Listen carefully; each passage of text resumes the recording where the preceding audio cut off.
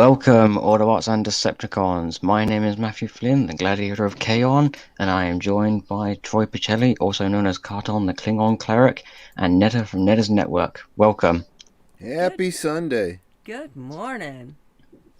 Yeah, so today we are now going to be finishing the final 10 episodes of Ultimate Alien. This is now going to be the third series that we've finished. I suppose you could consider this like this whole like Ultimate Alien. You could probably consider it to be like a part two from Alien Force Yeah, because they are the same well, they're the same art style. So you could consider both shows to be like one large story, sure. especially what happens in the end of the last episode. But I'll save that to when we get to the last episode. Right. Yeah, so we'll start off with the technically the 11th episode, if considering we've split this season into two. Solitary Alignment. Yeah. So this is where we get more backstory on Azimuth and why he made the Omnitrix. And it does tie into the overall narrative of the season as well.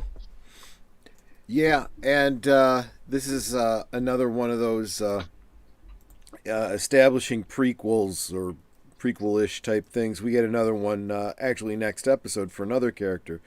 But what? I suppose establishing backstory through flashbacks, Yeah, exactly. or And hologram in this case.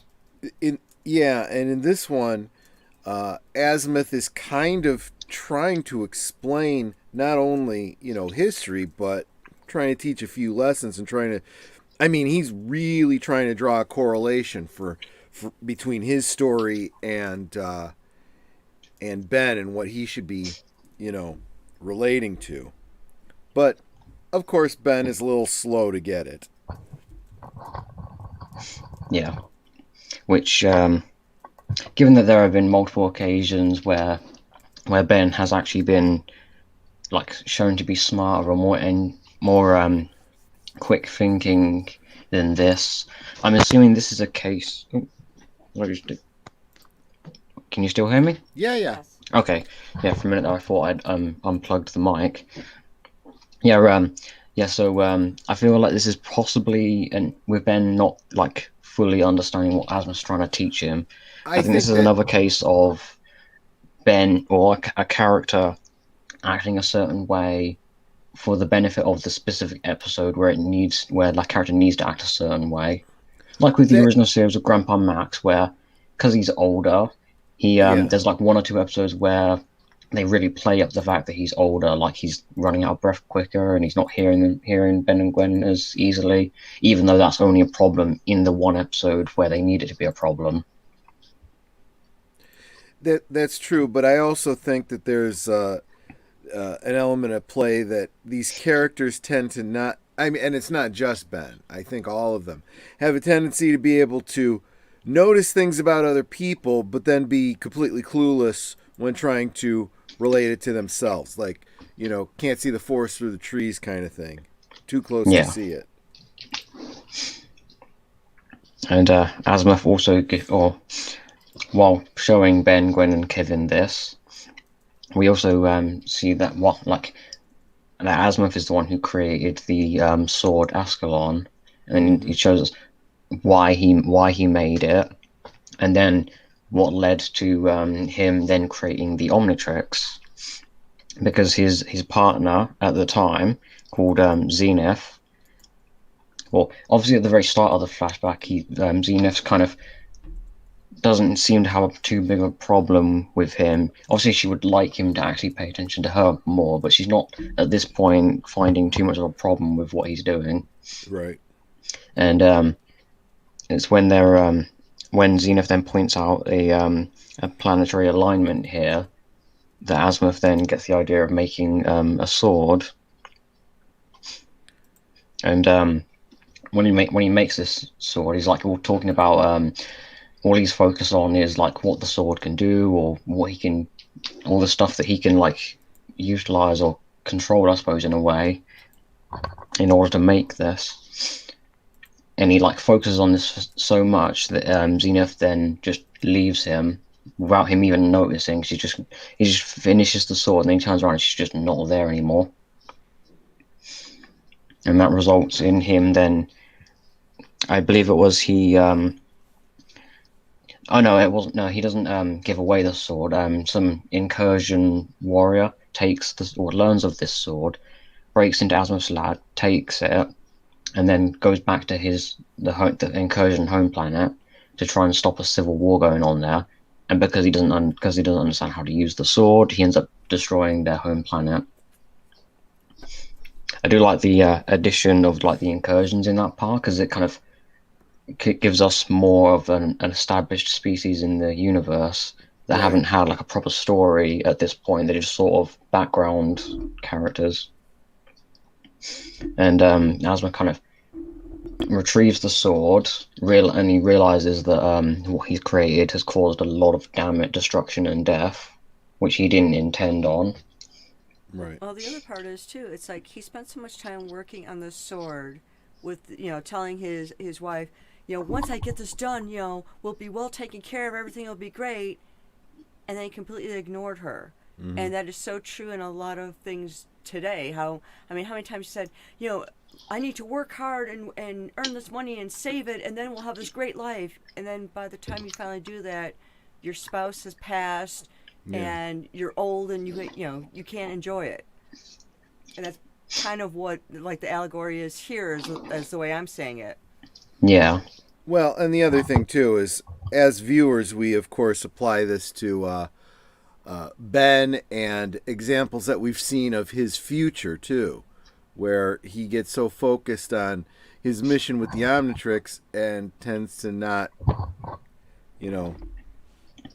focus as much as he could on other important things in his life. Yeah, like the first version of Ben 10,000. Absolutely. Yeah. Although the second version wasn't quite as like focused on one thing and ignoring everything else. Yeah, a little bit better. Yeah. And obviously after Azimuth's after his sword causes the destruction of an alien's, or of a species' home planet, and possibly not all of the incursions, because obviously we still see them now, but I would imagine a lot of them died when their planet blew up. Mm-hmm. And because of he's realized that this is what his creation he's focused so much on has caused so much death and destruction, he then decides to create the Omnitrix as a way of kind of promoting peace and like different species working together. And I would imagine that it was possibly sometime after the point when he first made the Omnitrix that he then became the version of Azimuth that we saw him back in Secret of the Omnitrix. Because in that movie he was very much willing to just let the Omnitrix blow up and destroy the universe. I don't know how much this backstory would tie into how he behaved in that movie. Maybe there might have to be a little bit more filling in to actually see that, to like actually fit those two versions together. Yeah. And of course, then he takes Ascalon to, I'm going to assume medieval England, but considering England's not the only medieval country that had knights and swords, there were other European countries that also had knights. But they seem to indicate it was England. Yeah, that's. I mean, considering in the previous episode, Ascalon was found. The fortress where Ascalon was found, at that moment, was in an island next to Scotland. So, although considering George is like, was it 900 years old? Because when Azimuth meets him, he obviously Azimuth points out the fact that he's far older than he actually looks, because he's like 600 years old when Azimuth meets him, and he says that he's a Roman soldier, or was a Roman soldier. I forgot how he pronounced his name when it was Roman. Yeah, so obviously George himself's not not necessarily English, but I'm assuming in medieval England is where he is current at this moment.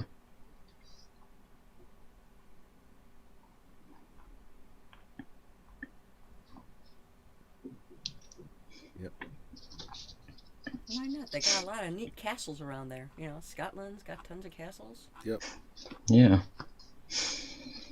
And supposedly, I saw this on my Facebook feed. If you want to become a lord or lady, you can buy a 1 foot square plot of land in Scotland and be officially named a lord or lady of that land. Oh, I didn't know that. Yeah, it's like $100.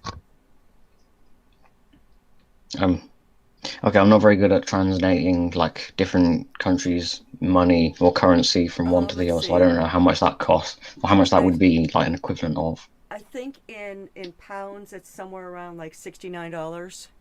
I'm sorry, It's 69 pounds. Yeah. That actually doesn't sound like much. No, it's not. It doesn't mean anything except, bragging rights. Yeah, you got I'm pretty sure I certificates saying have more I money than am. that right now. Yeah. Yeah, it's like I'm Lord so and so or I'm Lady so and so, and it's like yeah, okay. I Yeah, own that land seems in like way Scotland. less money than like a plot of land would be worth. That's It why it's only 1 square foot. Yeah, it's just a Yeah. square foot. You can't do anything with it. I mean, it's kind of like how people spend money on naming a star after themselves. I own that star. Yeah, you own that star. Congratulations. I mean, hell, there's a transformer in my room right now that I bought for like 160 something pounds. Yeah. Yeah, sitting over the other side of the room. Although it's very big and very like it very clearly has a lot of money put into it, so it's not necessarily like it's not worth that much, but yeah, so obviously at the start of this episode Asmuth tries taking Ascalon back like away from George, which at first Ben goes along with what Asmuth says. Mhm. But when George and Ben actually talk to each other while they're fighting, Ben does come to the decision to let George like do this his way for the time being, and even like when he even like approaches Asmuth and says that it was wrong for him to try and take the Ascalon away from George. I'd also find it funny that when Asmuth is like talking to George and he's saying, he's like, "You think I can't take it from you?" And he's like, and then he immediately says, "Ben Tennyson, take it from him." I did find that funny. Yeah, that's like every once in a while he'll just say something that's kind of like what?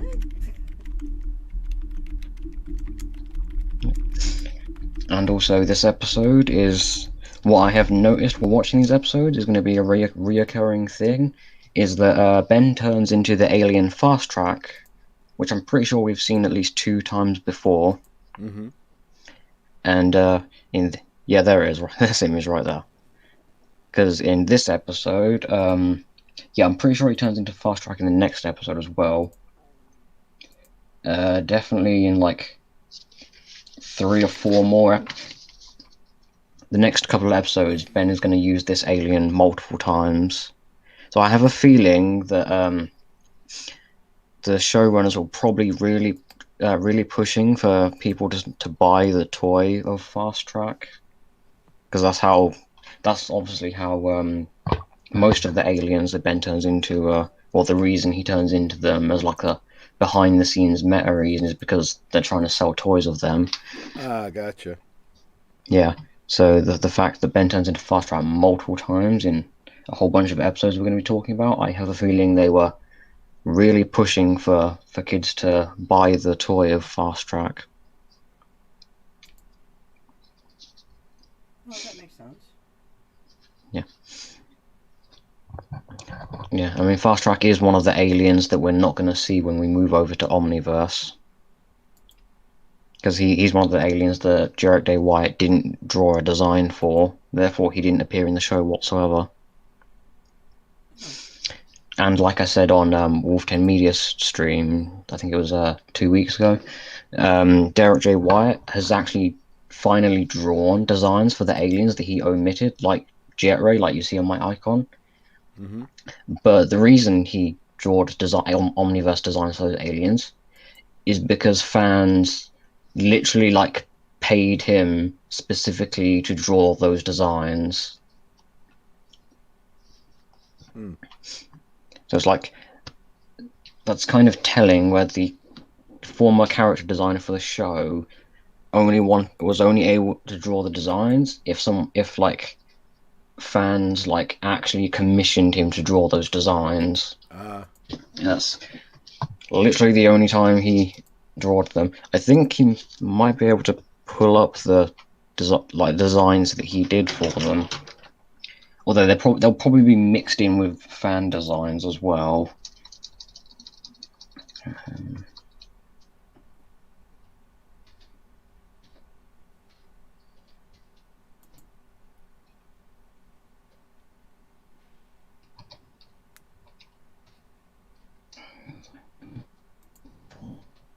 Okay, it's not going to auto.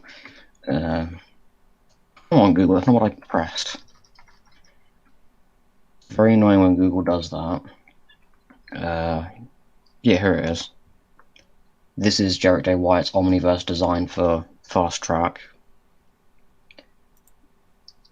Although, I suppose it doesn't really matter considering he designed it like, I don't know, 5 years after the character, well, 5 years after he worked on the show.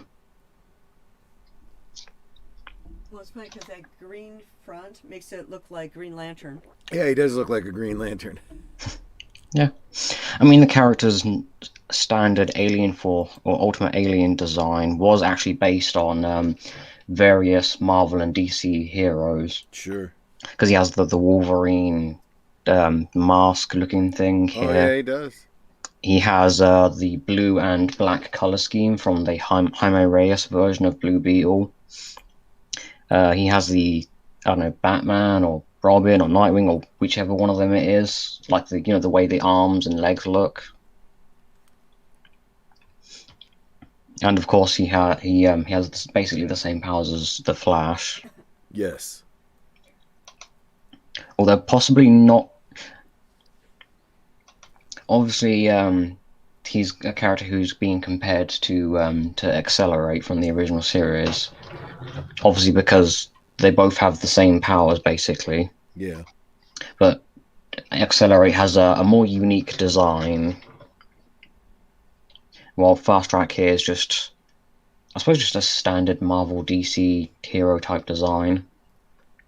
Which I'll point out, Derek J. White has actually said he didn't design the character because he thought the character looked boring, and also apparently a team of people couldn't figure out a way to make Fast Track interesting, which I find confusing because surely it shouldn't be that difficult to come up with a way of making this character right here more interesting. And I don't mean just the design; I mean like the way his powers work and that sort of thing. Yeah. I mean, I myself have come up with a way of making him more interesting, which I was actually going to share on Wolfden Media's stream, but because of how long we went on for, we weren't able to get to Ultimate Alien and Omniverse, so I wasn't able to actually like give like my way of like making the character more interesting. I'll probably, I think at some point today I'll actually like talk about my specific idea of making the character more interesting. Sure. I'm probably going to share it again when I go on Wolfden Media stream for like a Ben 10 talk part 2. Mm-hmm. Whenever we decide to do that, I don't actually know whether or not Wolfden is like, if he's like already scheduled out a bunch of streams or not. I haven't asked him how far ahead he schedules his streams, so I don't actually know that. Would you like me to share my idea now, or wait until later? Because Fast Track does appear multiple times. Well, no, it seems like as good a place as any. Yeah. So, because Fast Track, his only power is super speed, and he's based on various Marvel and DC heroes, I decided, why not make him interesting by actually taking elements from the heroes he's designed to look like Wolverine, or and also take a few elements from other characters in the show itself. I suppose like Kevin and maybe one or two of the other aliens. So I decided, what if I have accelerate or not accelerate, fast track have a secondary power? Because obviously he's not the. There are other aliens who do have like two different powers, or have at one point had one power and then been given a second power at a later point. So it's no stranger for a fast track to be, I don't know, evolve a second power or something like that. Mm-hmm. Where I decided that that inside his body he has like malleable metal that he can like project out of him and like cover his body similar to what Kevin does as like a form of armor to defend help defend him while he's running, Neat. and like have him be able to mold and shape that metal either around him or on specific parts, like say Like sprout a metal Terminator? claws out of his hands like Wolverine, Mm-hmm. or have spikes come out of any part of his body or something like that. Like maybe have spikes come out the bottom of his feet to help him grip better to the ground while running. And I thought he could also take some influence from Sonic and have him do like a spin ball attack where he curls himself into a ball and then covers himself in metal, like a spiked metal ball, and then roll around the ground like that. And maybe take some more elements from the Flash and have him be actually able to like phase through objects similar to what Flash does, or like vibrating really fast. And I'm thinking, like with doing that, definitely would make Fast Track more interesting. But because Derek J. White didn't want to design him, and a team of people couldn't figure out how to make him more interesting, not in the show anymore. Mm-hmm. I feel like that would have. I feel like they could have actually made a toy of that. Like they could have sold two toys: one normal Fast Track, maybe another with like metal spikes sticking out of him in different places, or maybe another one where he's completely covered in metal. Like Mm-hmm. there's at least 3 or 4 different figures of the same character you could sell.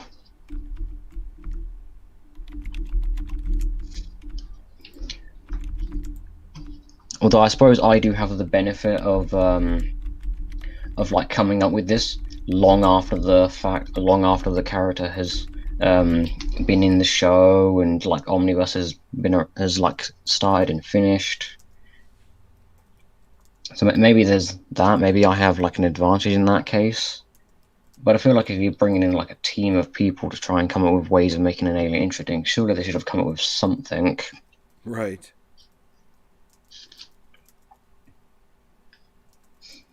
And my idea would make him different from Accelerate, because Accelerate's only like he's only got super speed and then a unique design.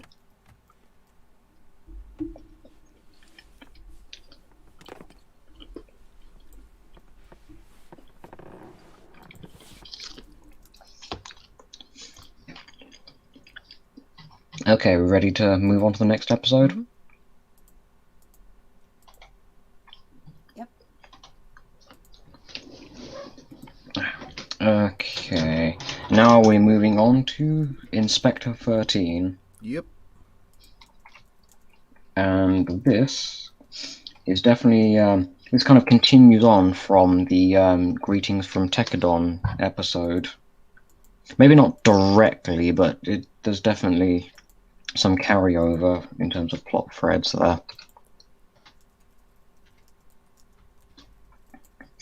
So in this episode, we get a weapon master from Tekadon appears for the first time in the show. After I think it was only one episode that actually where Kevin was talking about the weapon masters of Tekadon, Mm-hmm. and how no one sees them, no one meets them, no one talks to them or anything. They just hire a Tekadon robot to do a specific job, and then they never encounter the weapon masters at all. Mm-hmm. But in this episode, because Ben has defeated multiple Tekadons at this point, and one of the weapon masters has decided to come down to Earth to investigate and figure out why there have been so many, why there have been multiple Tekadons just failing their mission here. And he determines that it's because of the Omnitrix. So he then decides to kidnap Ben and then try and like basically utilize the Omnitrix to manufacture weapons out of it. Mm-hmm. And this also, in this episode, continues on from a from Greetings from Tekadon, where a Tekadon factory was left right in the middle of the city by the end of that episode, and they didn't say, no one said anything about it. And this episode actually reveals that that factory is in fact still sitting there. Yeah. And it hasn't been moved. And Gwen even comments on this because no one can move it.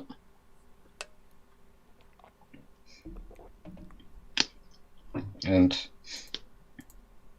we actually see the inside of the thing because the floating Borg cube that the weapon master is like traveling around in connects to the side of the factory, and we actually see the inside of it. Mm-hmm.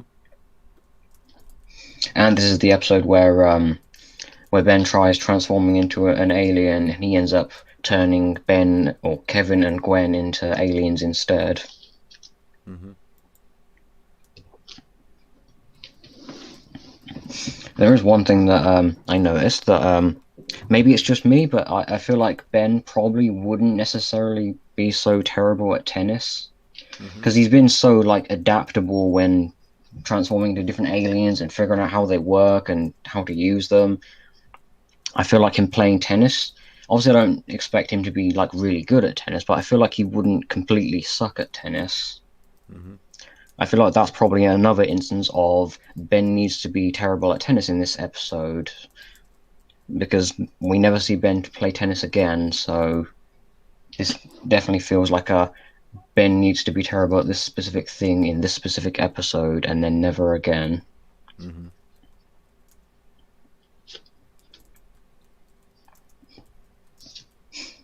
And we also we also see that the Ultimatrix is apparently very easy to hack into. Now I'm not sure if that's because the Ultimatrix is a I suppose you could call it an inferior copy of Asimov's tech, because it was built in a cave with a bunch of scraps by Asimov. The only real Galvin tech that he used for it, I'm pretty sure, was the Omnitrix core. Although the Alien Force season finale didn't actually show us how Albedo made the Ultimatrix. It just showed us him finishing it, so we don't really know what it's made of. Mm-hmm.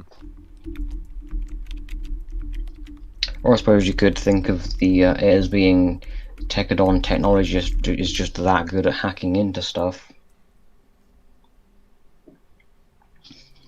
I suppose to make the Tekadon Weapon Master more imposing, we'll go with that the Tekadons have just really good technology. Mm-hmm. Oh, there's an image of the Kevin and Gwen turned into Ben's aliens. Aren't they adorable? I believe Kevin's the one who's turned into Wilma, and then Gwen's the one turned into Clockwork.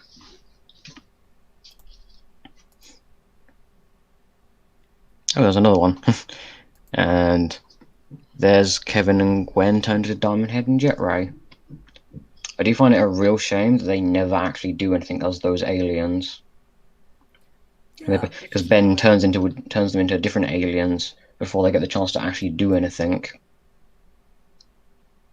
I think the sad part is when they ask him, it's like, "Well, did you ever try ours?" And he's like, "Don't."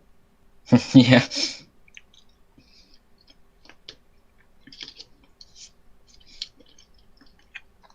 I feel like Ben using like anodite powers probably is more likely, considering Ben has the same grandmother as Gwen. So yes, technically, exactly.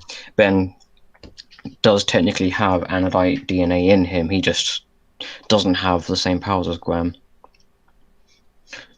I'm going to assume that's because we've never actually seen a male anodite. We've only ever seen female anodites, so maybe there are no male anodites. Because Gwen's father is also he's half anodite, so he has more anodite DNA in him than Ben, and he can't use the same powers as Gwen either. we ever seen him actually try? Ben or Gwen's His father? Gwen's father. No, we never saw him actually try. So then he. We just see him like admit to Gwen that he wasn't able to actually do any of the like those powers, and that Verdona was.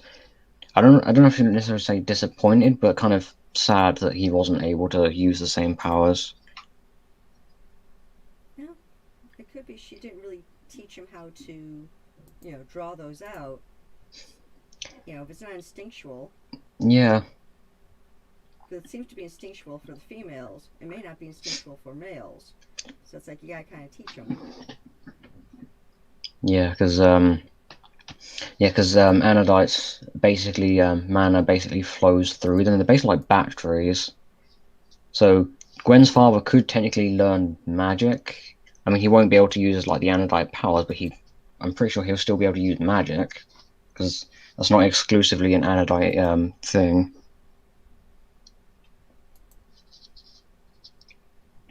And in this episode, Gwen is turned into Wrath, which I did find funny. I wonder if there's an image of Gwen as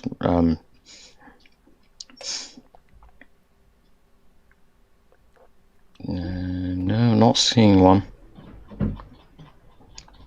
I suppose if I just search for images of Wrath, then it will probably be in there somewhere.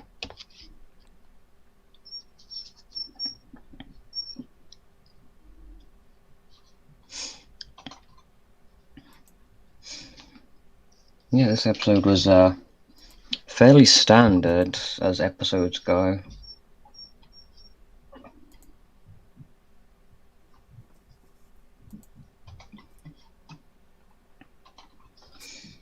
And isn't this the one where they got that ship through where it was in the middle of the street, finally away from the middle of the street? Wait, can you say that again? I didn't quite hear you. Isn't this the episode where that ship or whatever it was that was blocking the street finally gets moved? Yes, this is that episode. That's what I thought. I have no idea how long that Tekadon factory was sitting there in the middle of the road, but considering it was blocking the road and it was half on a parking lot, I'm actually surprised no one did anything or tried doing anything about it. Well, there was indication that they tried, they just couldn't, because even I think Ben said something about that they never were able to move it because it was like too heavy or something.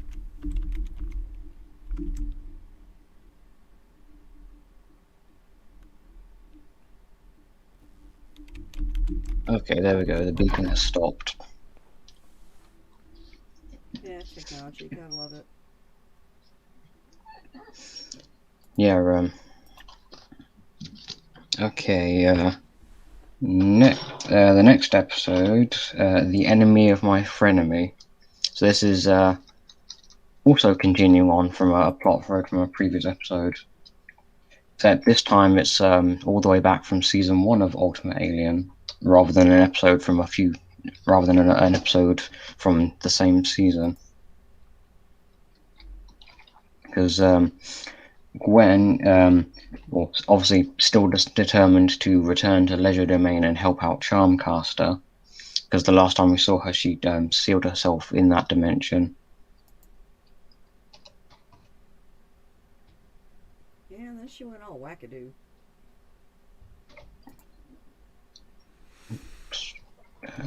Wrong spelling.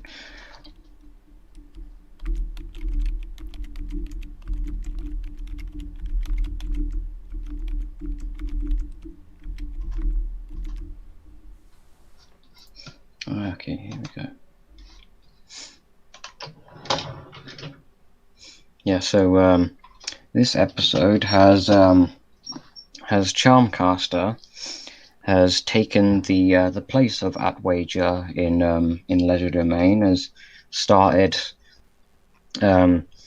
basically she's become a dictator herself in this dimension, and her whole goal is to absorb all the souls of everyone in the dimension in order to then resurrect her father, who died, well, I suppose off screen or in an earlier. I'm pretty sure didn't appear in a previous episode, so I would imagine it'll be off screen or it's like part of the backstory. I do like the fact that at the very start of the episode, Gwen is dressed as Lucky Girl, and she's breaking into Hex's library, which I'm pretty sure is the same way an episode from Alien Force Season 3 started. Mm-hmm. Yeah. The one where Gwen changed time and Hex ended up being in control of or ruling the Earth. Yeah, I remember that. Do you have much on this episode? Well, I thought it was interesting. She breaks into the library, and I keep forgetting the uncle's name. It was like, did you think you could just do this? And she's then explains why, and he's like, oh, here, take these books and these books and these books and do what you need. Yeah. He was suddenly very friendly towards her, and it's like, yeah, because he wants Charmcaster back. Yeah, I certainly like there was actually a lot of callbacks and a lot of weaving back in of previous story threads, Yeah, I always Yeah. like when that happens, because it's like tying it together more. Yeah. I think what was it? Yeah, when Gwen actually explained that to Hex that Agrigor was defeated, and also that he took the charm from, well, I don't know if it was a charm necessarily, but like a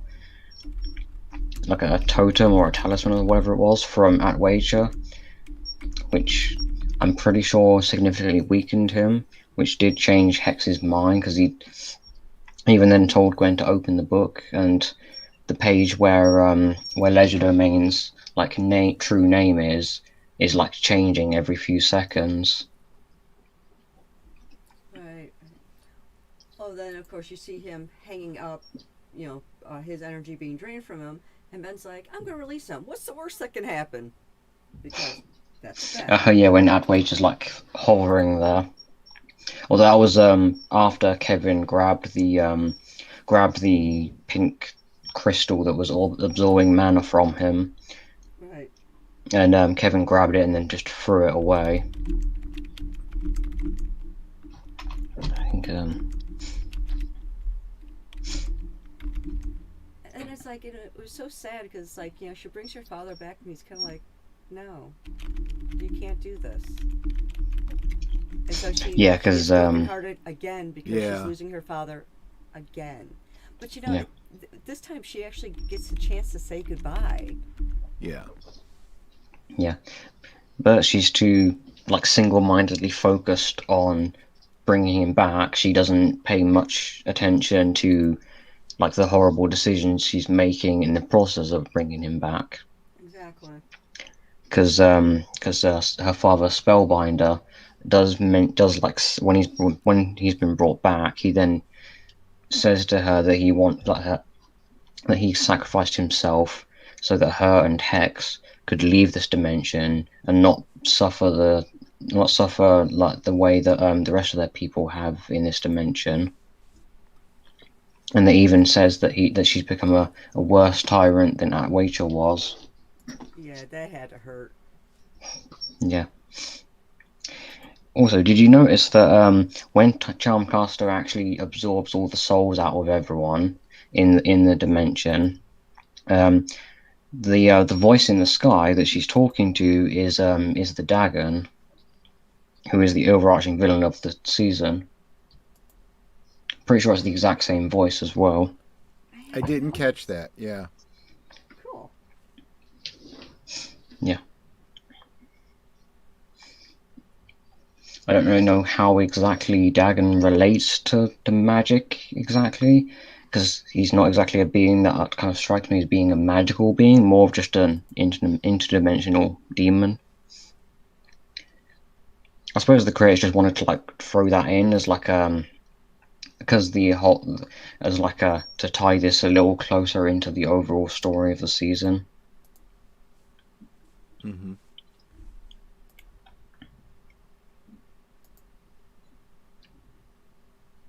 Yeah, and so Yeah, here it is.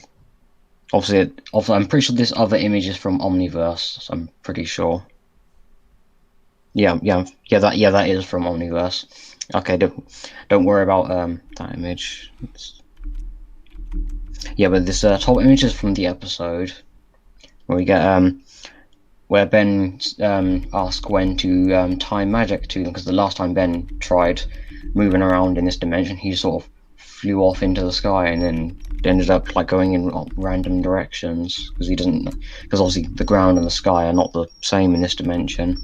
Right, but he was warned of that before he took off, and then he got cocky. He's like, I'll be fine. It's like, no, you're not. Yeah.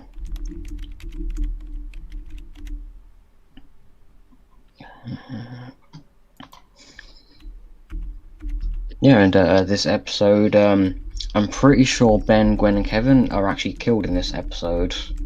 Yeah. But They don't directly say it, but they like draw attention to that multiple times.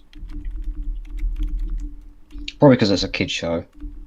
Although considering they still say the word kill and dead in this show overall, I'm not sure why they kind of skirted around saying it in this episode. Yeah, like everyone got dead, and then they got resurrected after Daddy went back into the ether world. Yeah. Not too dissimilar from having to sacrifice somebody to get the stone in Marvel Universe. Oh yeah, the Soul Stone, is that the one? Soul Stone, yeah, exactly.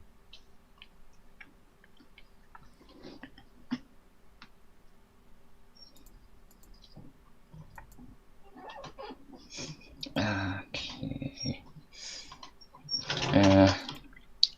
Next episode, Couples Retreat, where we are technically we're staying in Leisure Domain, but considering the episode or the previous episode ended with Ben, Gwen, and Kevin out of Leisure Domain, and this episode starts with them still out of Leisure Domain and then trying to get back to there, obviously for a different reason this time. Because this time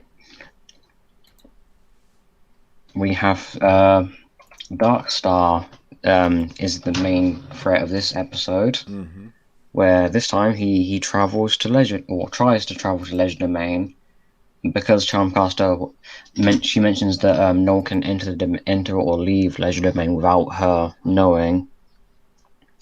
Because when he tries to enter, he's stopped. But then because Charmcaster's kind of interested in, like, what is on some level interested in him, she decides to bring him into Leisure Domain anyway. And of course, because Michael is a an energy vampire, it's kind of not too surprising what ends up happening while he's there. Right. Because he absorbs mana, actually, I don't think he even needs to consciously absorb energy while he's in Leisure Domain. I think he just naturally does that while he's there. Yeah. Because after he wakes up in Leisure Domain, his face is normal again, and she mentions that his face healed rapidly. So I'm pretty sure what happened is his body just started absorbing the mana that was in the air and then healed him. Right.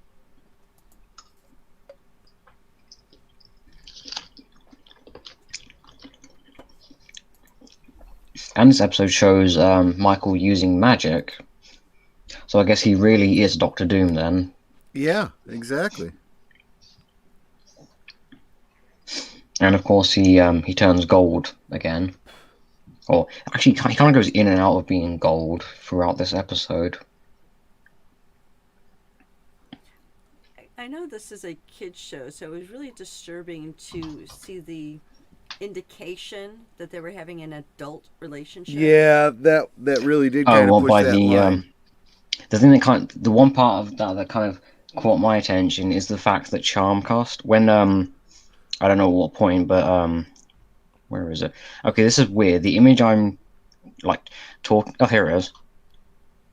Yeah, that's the fact that she woke up like this, and Michael has left. Yeah. obviously it's a kids show, so they're not showing too much, but like it's very clear what they're implying with this, Yep. like her waking up like this. It's like this is a kids show. Well, they're considering Charmcaster's like 20 in this show. I don't actually know how old Michael is because I don't think we ever get that information at any point.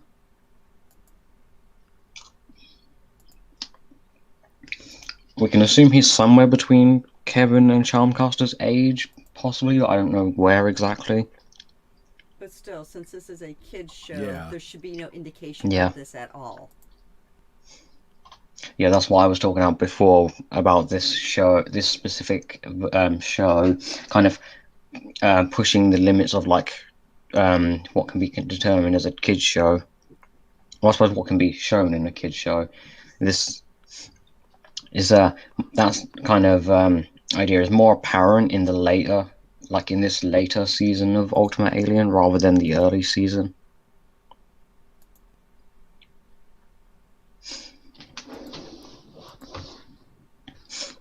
Yeah.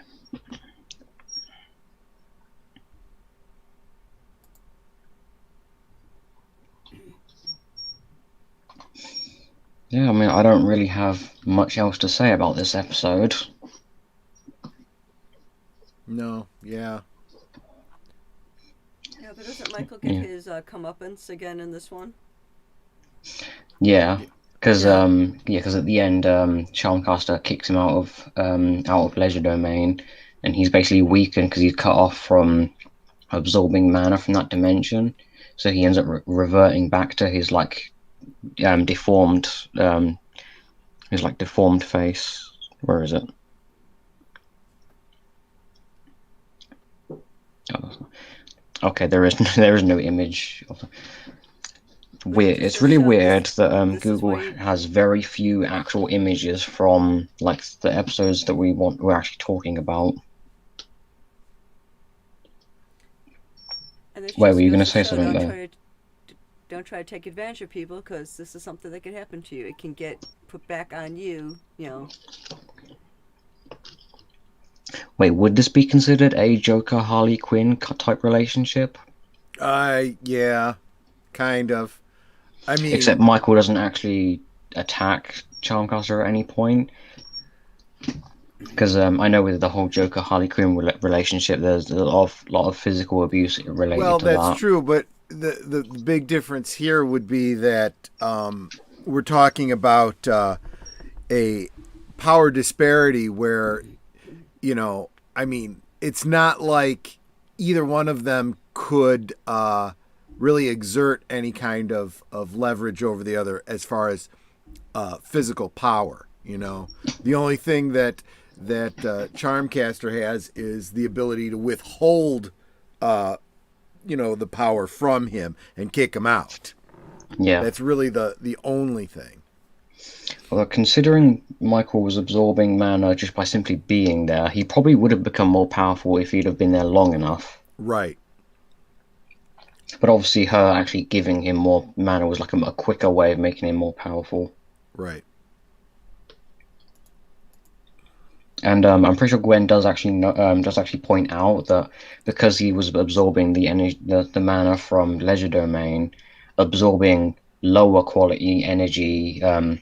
He's kind of I think she phrased it like he I think it's either lost the taste or kind of like there was something about him like not being able to properly absorb lower quality energy because obviously he's been like feeding on like more powerful energy. Yeah, but I question whether or not that's more like a drug addiction. I mean, that does make a lot of sense for Michael, considering he does hunger for more energy when he's like really low on energy, Yeah. Well, he's an energy snob. He only wants. and the also best. when he's around someone who does have a lot of power, he does kind of have the compulsion to try and absorb energy from them. So I would definitely see like an addiction or something similar to like an addiction when it comes to Michael's character and his behavior, which was probably intentional.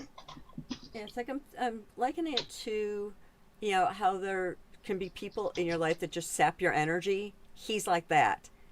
You know, Yeah, it's like you could just feel it anytime you're around X person, your energy just feels drained. That's Michael. yeah. I mean, they do call him an energy vampire in the actual episode, Yep. Yeah. so it's very fitting.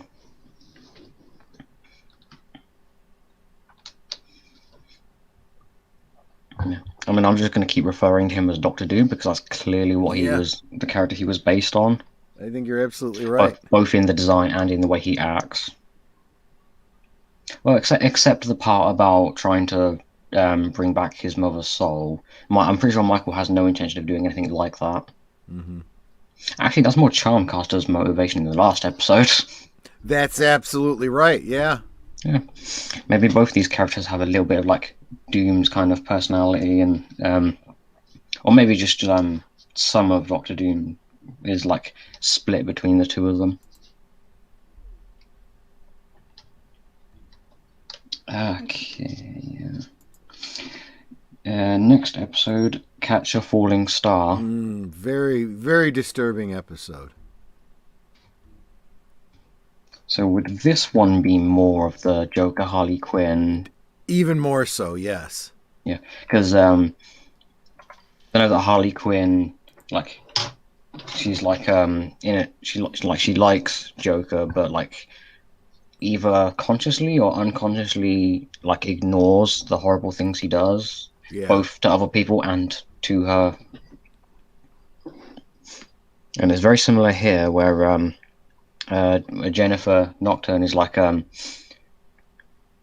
I'm pretty sure in the episode Hero Time where we first met Captain Nemesis, there wasn't necessarily an indication of like a relationship between these two. But I think this episode does actually like point out that that relationship has kind of formed after the fact or after that episode, rather than Yeah. anything related to it.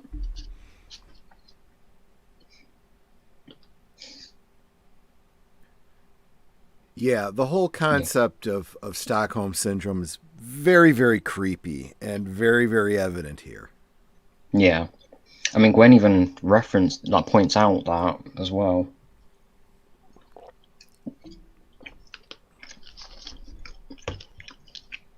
There is also the moment where Gwen and Ben are going to Jennifer Nocturne's like the house that she grew up in, and There you go, Gandhi.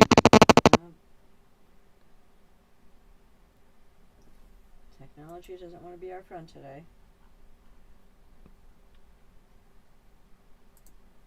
Did we lose you? Oh, I see. You went mute for a moment. Okay, that's fair. okay, I think that I'm going to assume that has temporarily fixed the problem. I don't know if that's if that's permanent. Hopefully that doesn't happen again. Yeah. What was I saying?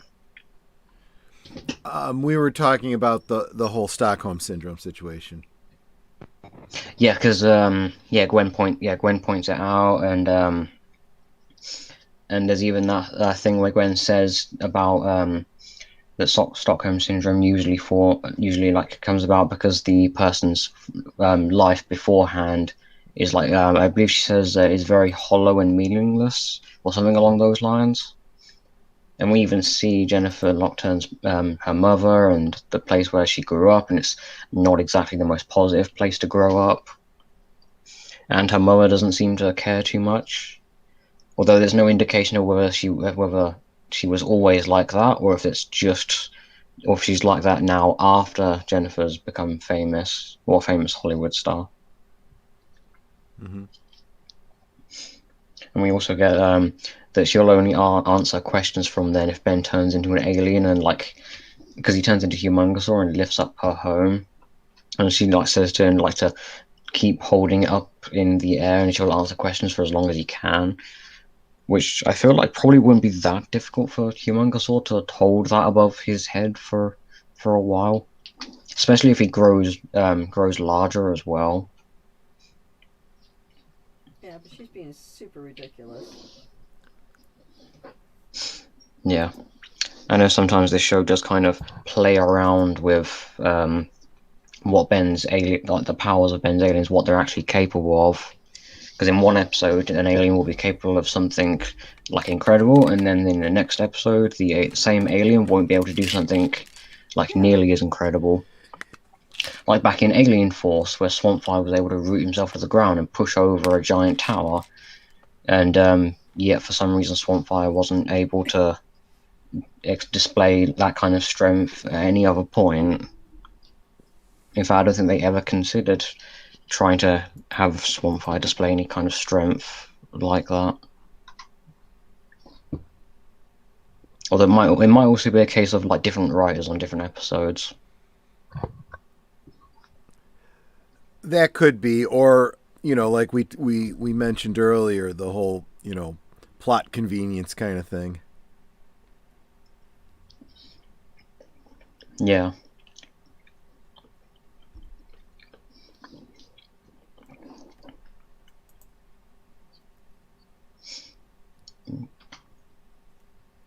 Oh, I've just noticed we've been talking and I haven't even.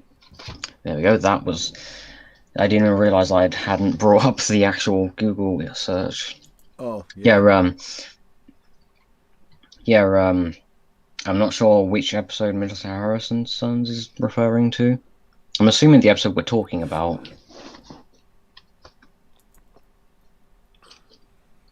Yeah. And of course, Captain Nemesis, he's referring to himself as Captain Nemesis again. Even though at the end of the last episode we saw him in, he changed his name to Overlord. Mm-hmm. I mean, both names aren't exactly heroes' names, so I suppose it doesn't really matter which one he uses. He's still a bad guy, but I do find that slightly strange. Well, it could also be that the writers forgot that they renamed him. Yeah, that might be the case too. I mean, that depends if the writer for this episode is the same one from that previous episode. The other point is really it was a question of how important was it for them to refer to him by that public persona. At really no point does it even come up. It's not necessary. Yeah.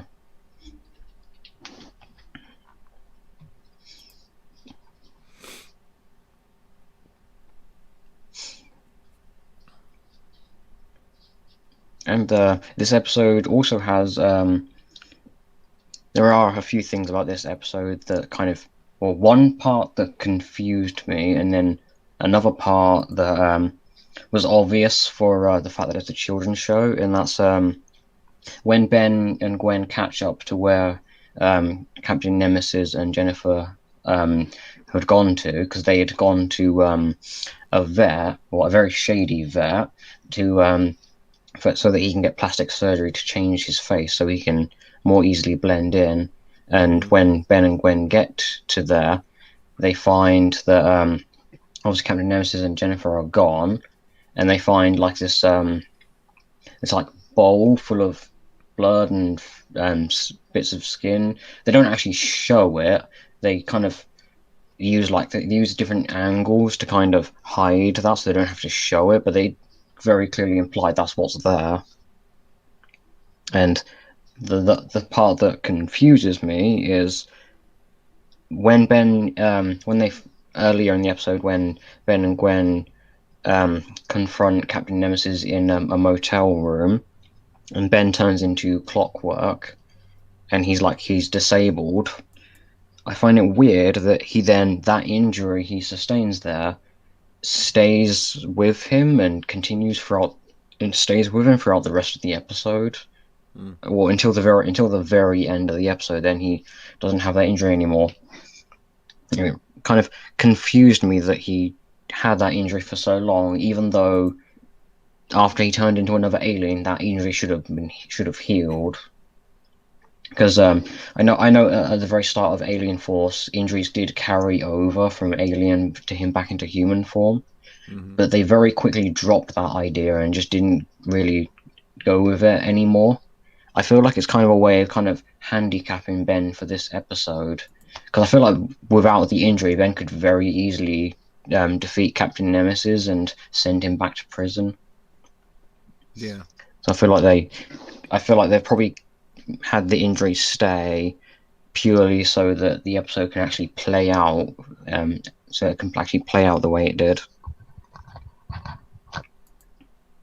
Yeah, that Yeah, seems because likely. as soon as Ben turned into Swampfire, he should have been able to just tear off the arm and then regrow a new arm, thereby healing the injury. Right. Or just simply turning into an alien should have healed the injury, because the alien itself doesn't have that injury. True. So maybe I'm thinking too much about that.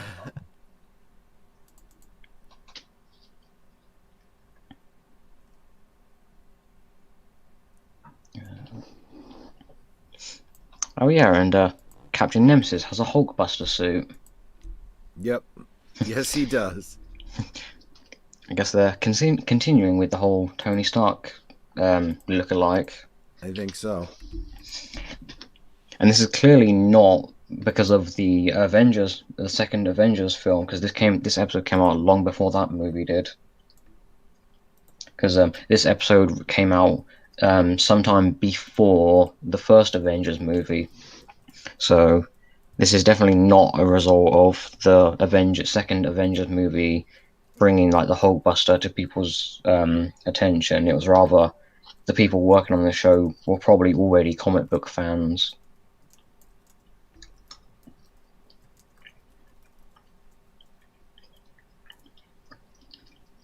Hi, Fernando. We have Fernando Ultra T joining us in the chat, along with Melissa Harris. Oh, a new face. Mm-hmm. Yep. Hello. I don't think you.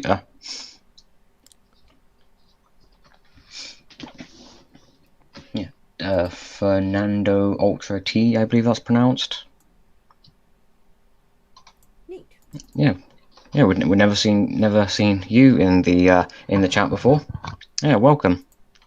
Well, given the fact that you're got a Ben 10 icon, I'm assuming you're a fan of the show as well.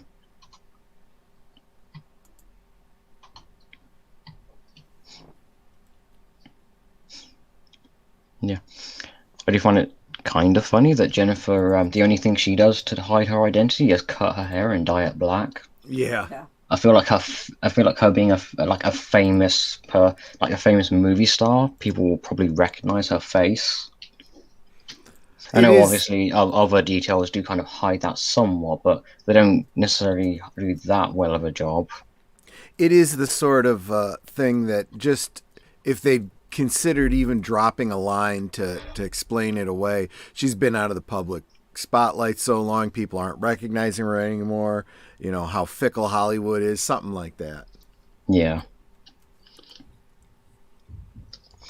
There are probably a whole bunch of other things they probably could have said about Hollywood in this episode, but I don't know if that's a case of they didn't want to anger everyone else or anger some of the people in Hollywood, or maybe they just couldn't, or maybe they just have other reasons for not going too deep into that. Yeah. Because I think in this episode they do kind of point out that Jennifer is basically a child star. I think they mentioned she left home at like 14 and became a movie star. Mm-hmm. Actually, I don't know if that would be still be considered like a child star, considering 14 isn't actually a child. Yeah. I don't know. It's different in different countries, so maybe there's something there.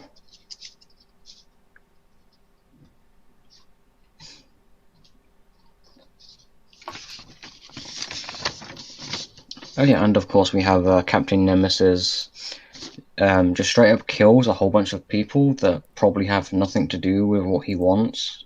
True. Although I suppose that the people he killed might have recognized him. Although he does point out that Captain Nemesis wasn't quite as famous as Jennifer Nocturne, so that's why he would have. Actually, now I think about it, that doesn't make sense why he would have to change, get plastic surgery if he's the less famous one. I feel like maybe both of them might have or should have gotten plastic surgery or something. I suppose that would have been fixed if they'd have just had Captain Nemesis be the more famous one. That way it would have made more sense for only him to change how his face looks.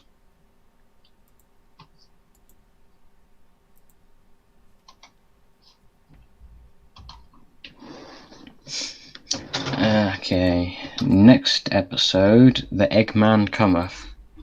We got another Dr. Animo episode. Yep. This is definitely a strange one.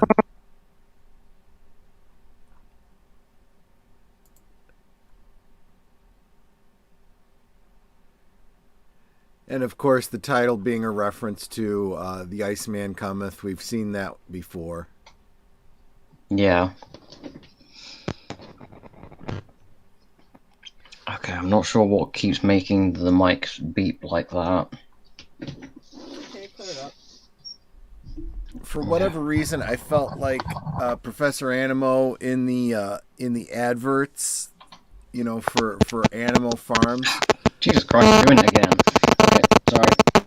That's okay. It usually, it's hard to tell. It usually has something to do with interference between two electronic devices. If something gets too close to something else or whatever. But I just and I doubt this was intentional because there's certainly no reference or acknowledgement of it. But the impression that I got when I first saw the advert of Dr. Animo, doing the advert for Animo Farms, he looked, for all the world, to me like Hulk Hogan, back when he used to do commercials and stuff like that. And I'm like, that can't be intentional because there's no reference to Hulk Hogan or anything that Hulk Hogan did, but it was just struck me as weird. Yeah, the wiki does mention that apparently this is a reference to the Joker, apparently. Mm-hmm. I think from the 80s film. The wiki doesn't specifically say what specific Joker-related thing, but I'm assuming it's referring to the Tim Burton 80s Batman film. Because I'm pretty sure in that film, Joker did like an advert for something. I forgot what it was.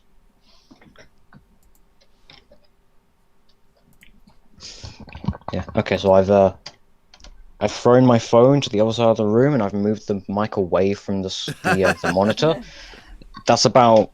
I mean, aside from the computer, maybe the multi-region DVD player. I can't really think of anything else around me that could be like electronic that's interfering with the mic. I'm basically holding the mic like right in front of me. Hopefully that's far enough away that it will stop doing or stop beeping. Yeah. Yeah. So yeah, this episode had one reference that I caught basically immediately is when Dr. Animo's eggs and they start hatching into like dinosaur men, and the characters were like referring to them as dragons. I did find it funny because the dinosaur men themselves, they look exactly like the pterodactyl ghost from Scooby-Doo.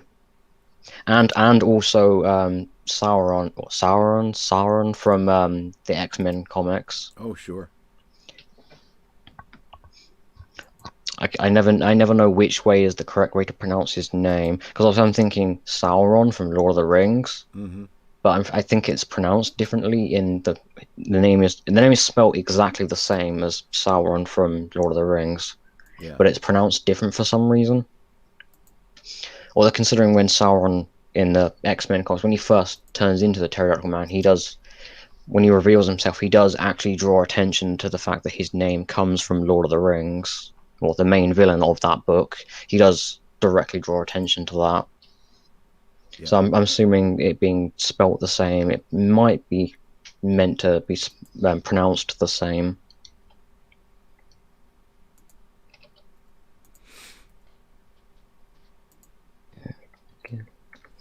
I also noticed that only one of the Sauron pterodactyl ghost lookalikes, only one of them was actually like, I don't know if you would say intelligent enough to speak, but had the ability to actually speak. Whereas all the other ones didn't say anything at all. They just made squawking sounds.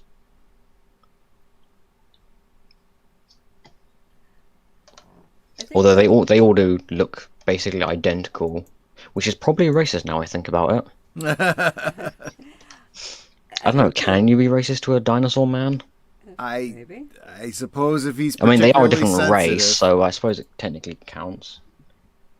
Yes, I just want to know why they make Gwen's mom so bland. I mean, she speaks kind of monotone. She has no inflections. She's just very vanilla, Yeah. and it's like, can you give her a Yeah. personality? I mean, she is voiced by Drusilla from Buffy. Right.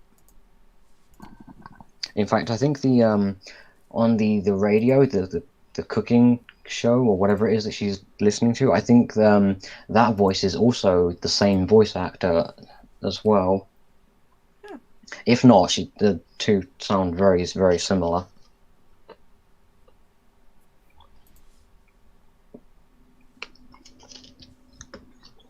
Oh, hey, I was right. My lunch is going cold. Yeah, I keep forgetting the time difference between us. Yeah. Yeah, we haven't had breakfast yet because we Ah, just got yeah. up. Yeah. Okay, this episode also has Ben turn into Clockwork again, because Clockwork here is one of the newer aliens that Ben 10,000 added to Ben's playlist, and it's the same for this alien called Jury Rig. Mm-hmm. Although I know Jury Rig here, his design will be changed when we move over to Omniverse. Funnily enough, Clockwork here, his design won't really change that much when we start watching Omniverse. I guess it's just that good of a design, I suppose.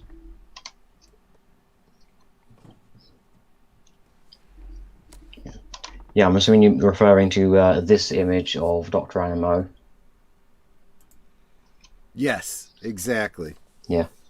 I do also like that immediately after he finishes filming this ad, he's like his tone of voice just changes completely. Right. Yeah.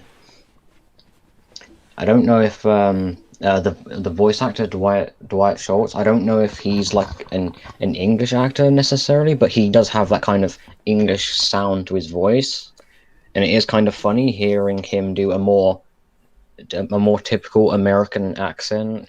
Dwight Schultz has. I mean, I never really realized that he did voice acting, but he definitely has the quality to be able to do accents, and he understands voice acting. Yeah, I mean he's voiced Dr. Animo in basically everything Ben 10 related. Yeah. Even very minor TV ads where Dr. Animo appears, it's still Dwight Schultz voicing. Whether they actually recorded new lines for that or if they just used already existing lines, I'm not really sure on that. They probably used pre-existing audio, because I know they tend to do that with ads for like an animated show or just a show in general. They just used what's already recorded. So it's more convenient that way.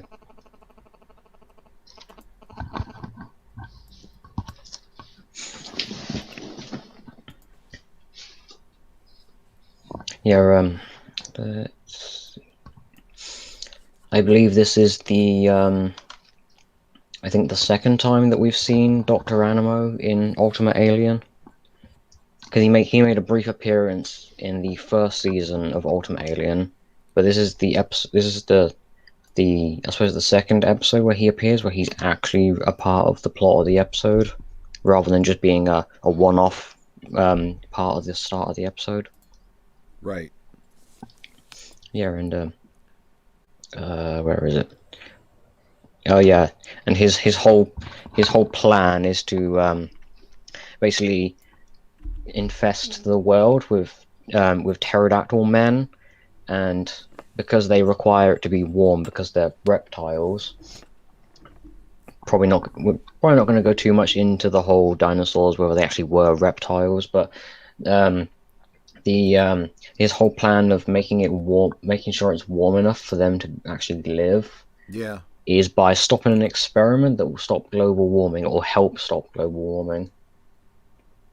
Which I suppose we could probably end up going into a whole other debate, or just chat in general about whether or not global warming even is a thing or if it's completely made up. I'm But sure I the suppose truth is somewhere in the middle. yeah, I think we'll leave that for someone else to do, considering that's not really relevant to what we're doing here. Exactly.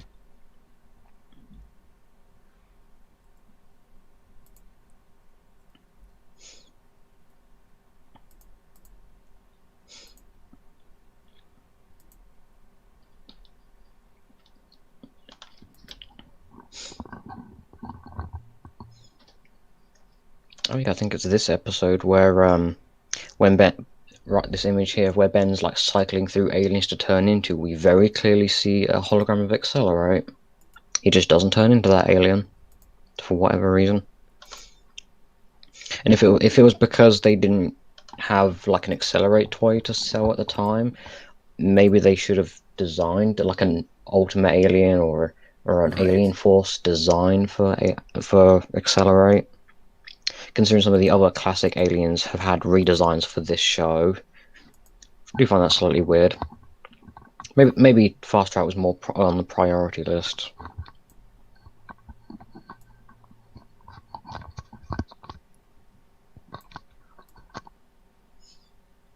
Is that about everything we have for this episode?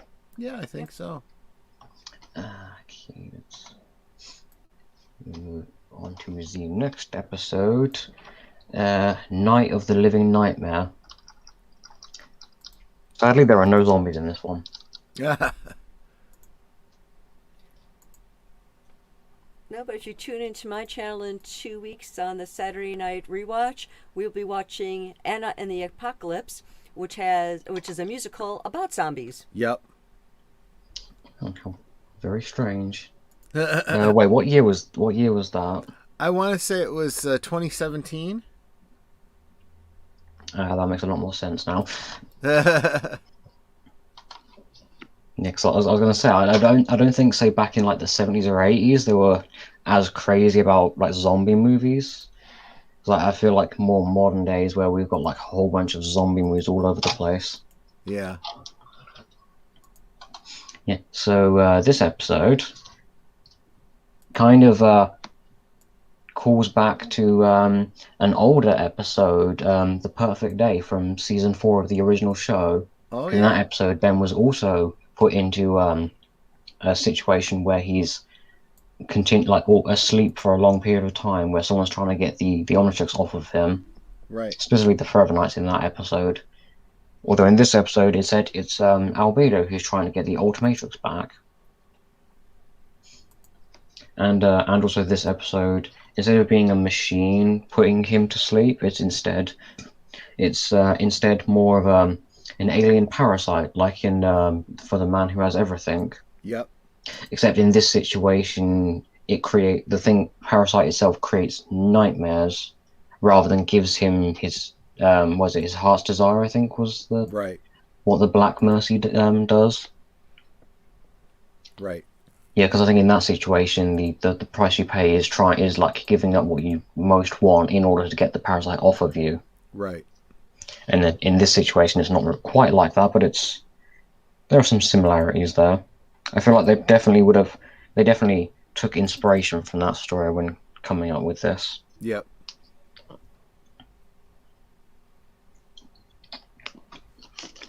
Well, I like how they did the whole bit of you think it's Ben through the whole thing, and then you find out it's what's his name? Albedo. Albedo, yeah. Yeah. Oh, weird, neat.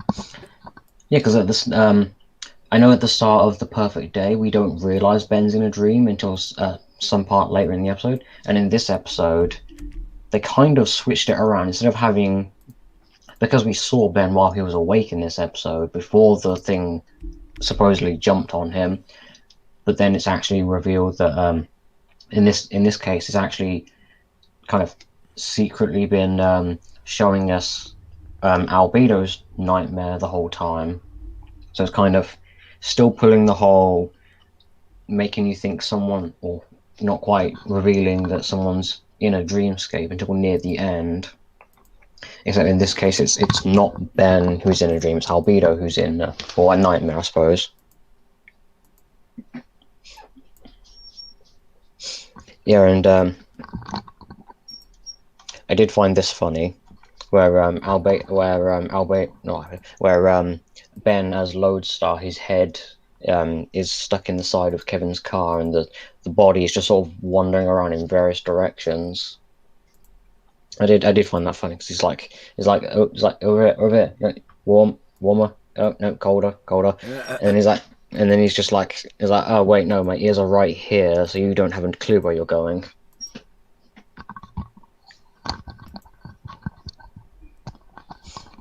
Yeah, and yeah, so this episode does kind of reveal a bit more about Albedo, although not direct, not by except not through like a flashback or through anything like that, but more through what Albedo says to Ben while he's pretending to be I think it's Gwen he's disguised himself as. Mm-hmm.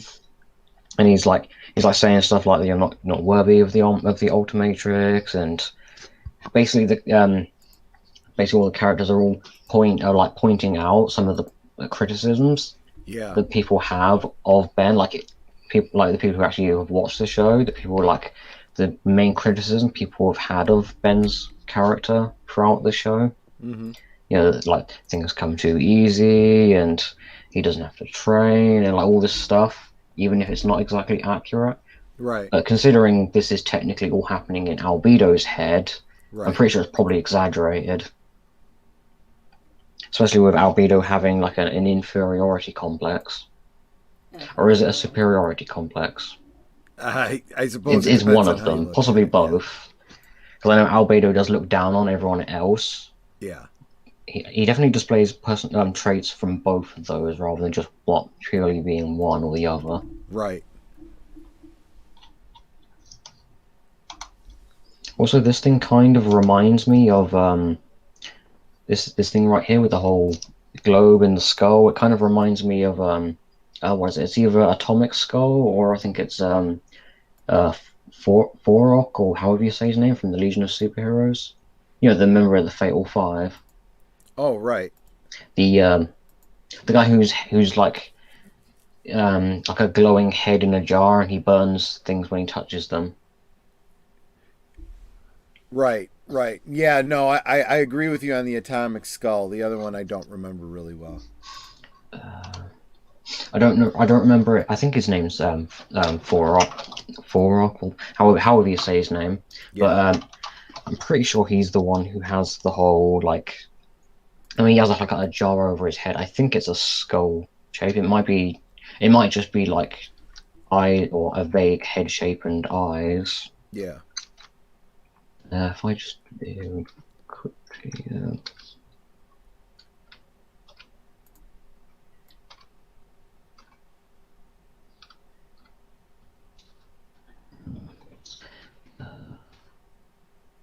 How the hell you spell his name? I know his name has 4 in the name, like as in God of Thunder 4, not 4 as in the number. Yeah.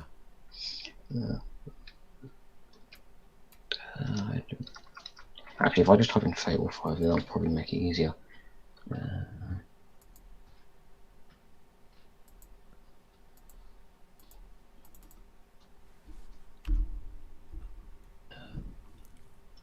Where's with an image that close up of the specific member? Oh, here it is. This guy. Yes.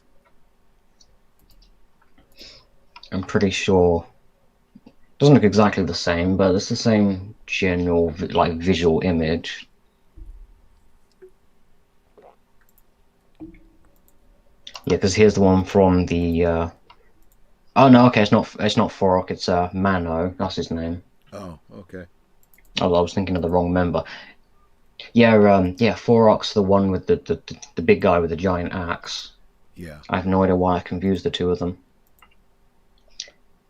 Yeah, this one from the Legion of Superheroes cartoon probably is a better match for the image from the Ben 10 episode. But that one probably looks a lot closer.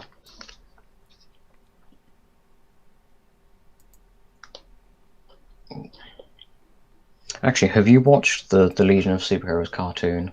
I have not. No. Okay.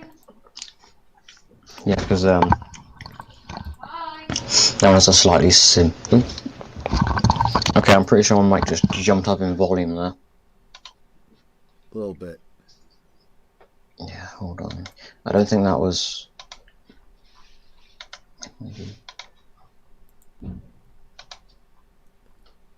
Okay, no, the actual volume of the mic, or on the actual computer, the volume itself didn't change, but I think there was actually a jump in one. I think in some way it did. I think it did actually jump up. Okay, let's. Is that everything we have on Night of Living Nightmare? Yep, I think so. Okay. Huh. I guess 3 episodes left, or maybe 2, depending on how you watched the episodes. Did you watch the final 2-parter as one big episode, or is it separate? Oh no, yeah, we watched it as one episode. Yeah. Okay.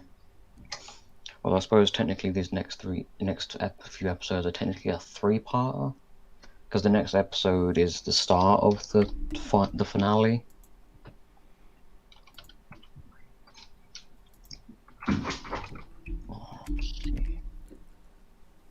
So next episode, the beginning of the end. Yep. This one technically, because this one's the start. However, the start of the 2-parter. Technically, this makes it part 1 of 3 parts, but it's just not classified as like another part of the episode. Right. This one's actually separated as an individual episode.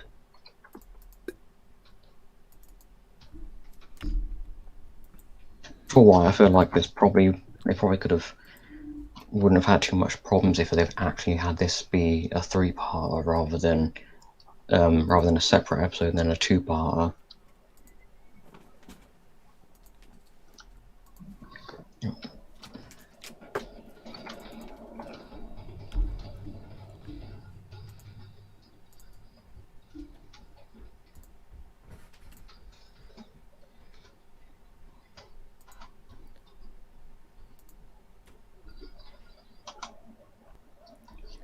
Yep. Since this one is technically just a part of the finale, this one's probably not going to have much. We're probably not going to have much to say about this episode individually, but rather all 3 parts overall. So I do like the fact that at the start of the episode they technically are referencing Bond in a way. Yeah. They don't directly call attention to it, but I'm pretty sure that's clearly what they're referencing.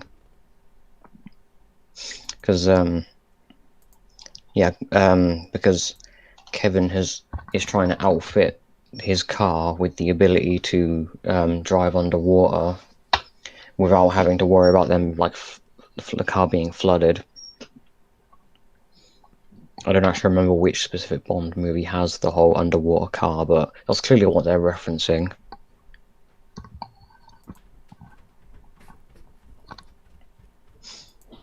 And we also have the main bulk of this episode is just the focusing primarily on the like a war between the Esoterica and the Forever Knights. Right. And I'm sure if you noticed the large majority of the Esoterica and Forever Knights are actually CG models. Oh, wow, interesting. Yeah, they're not on screen for they only appear whenever they're on screen. It's only for a very short amount of time. But yeah, they're all the majority of the models are all CG. I think any of the models that are a lot closer to the screen, I think they might be hand drawn, but the ones further back are CG models. They don't actually look that bad for a television or for a television like budget CG. Right.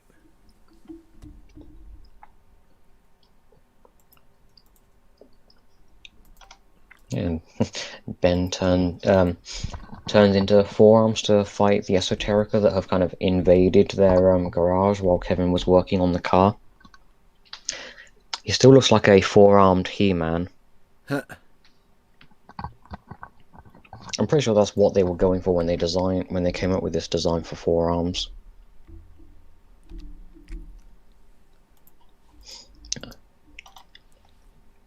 And I'm pretty sure we also have the very end of this episode has Vilgax comes back. Because at the end of A Night to Remember, Vilgax was trying to break the seal, and then he was kind of absorbed into the seal and into that dimension. And now in this episode, Dagon has returned Vilgax back to this dimension as a herald for him, or a herald for his return to this dimension. Right. Which Vilgax is being like very obedient in at this stage. I definitely don't suspect Vilgax will turn against Dagon at any point. It's not like his character. It's not like that's in character for him. Right. Actually, I think one of the characters even points out the fact that Vilgax is being like very subservient, I think would be the word. Yeah. Like to another being isn't necessarily in character for him, and I think that it was either Ben or Kevin who points that out.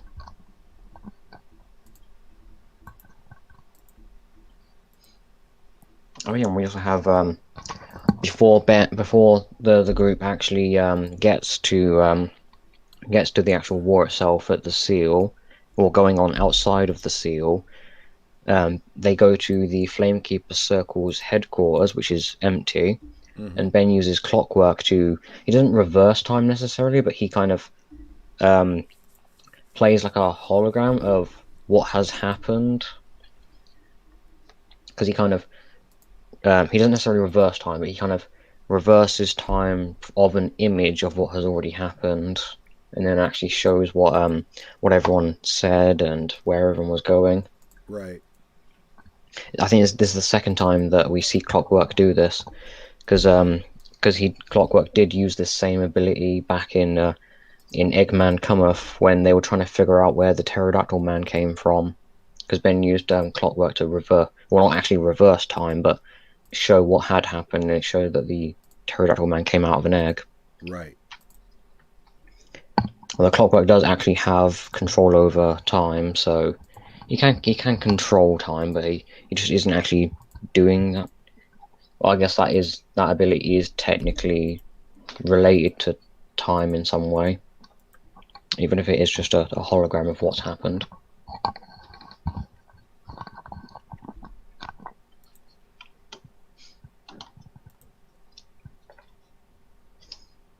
Do you have much to say about this specific episode, or is it more the next two episodes that you have? I was just going to say, I felt like this is more of a setup for the next two episodes, really. Yeah. This definitely should have been like a part one rather than being its own standalone episode. Yeah. So we'll just move over to the next episode, considering this episode basically ends with George, Ben, and George and Ben basically fighting start fighting Vilgax, who I suppose technically you would refer to him as a Lucubra like the others, except he has more sentience and actually can speak. And also Ben uses Heat Blast, I think, for the first time in this series. The last time we saw Heat Blast, it was a 10-year-old Ben brought from the past who turned into him. Right. This time we've actually got a 16-year-old Heat Blast, who doesn't actually look that different now, think about it. Okay. So final two episodes. The Yep. Ultimate Enemy, which is the same name as an episode of Danny Phantom. Now I think about it.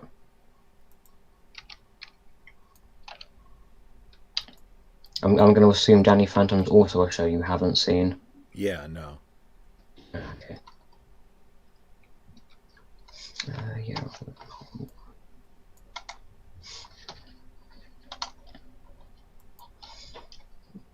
Okay, I'm going to let you go first.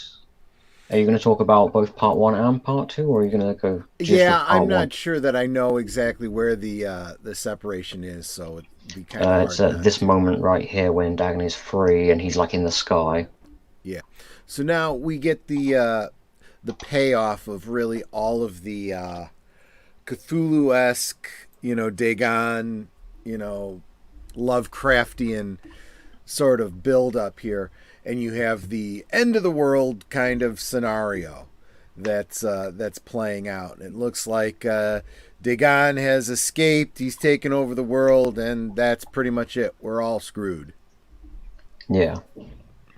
It's actually funny because they pronounce it Dagon, but it's spelled exactly the same as the elder god from the Cthulhu mythos. Right. So I think that was just a question of what they consider to be the correct pronunciation. Is it Dagon? Is it Dagon? You know what? It's an ancient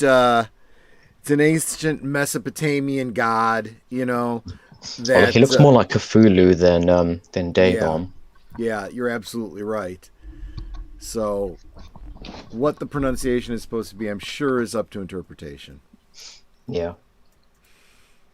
But then what they basically do is start turning the entire world into esoterica. Yep.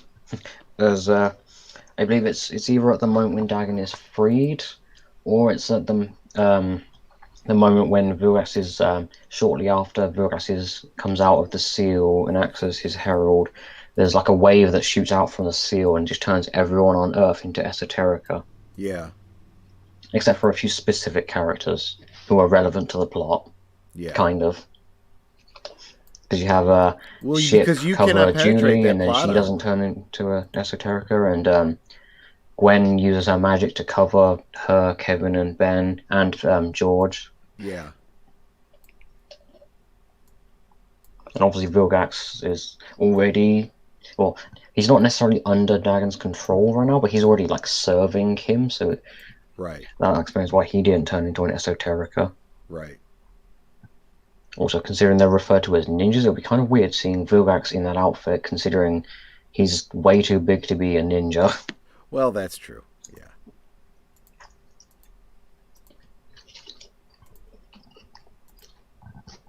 Yeah, and this episode also has actually I don't remember if it's the no, actually this is yeah, this is I do find it funny that I've specifically typed part 1, but it's just showing images from part 1 and part 2, Yeah. and apparently images from entirely unrelated episodes too. Yeah, weird. Yeah, in this episode we get I suppose the final ultimate transformation that Ben uses, that being of Ultimate Way Big. Mm-hmm.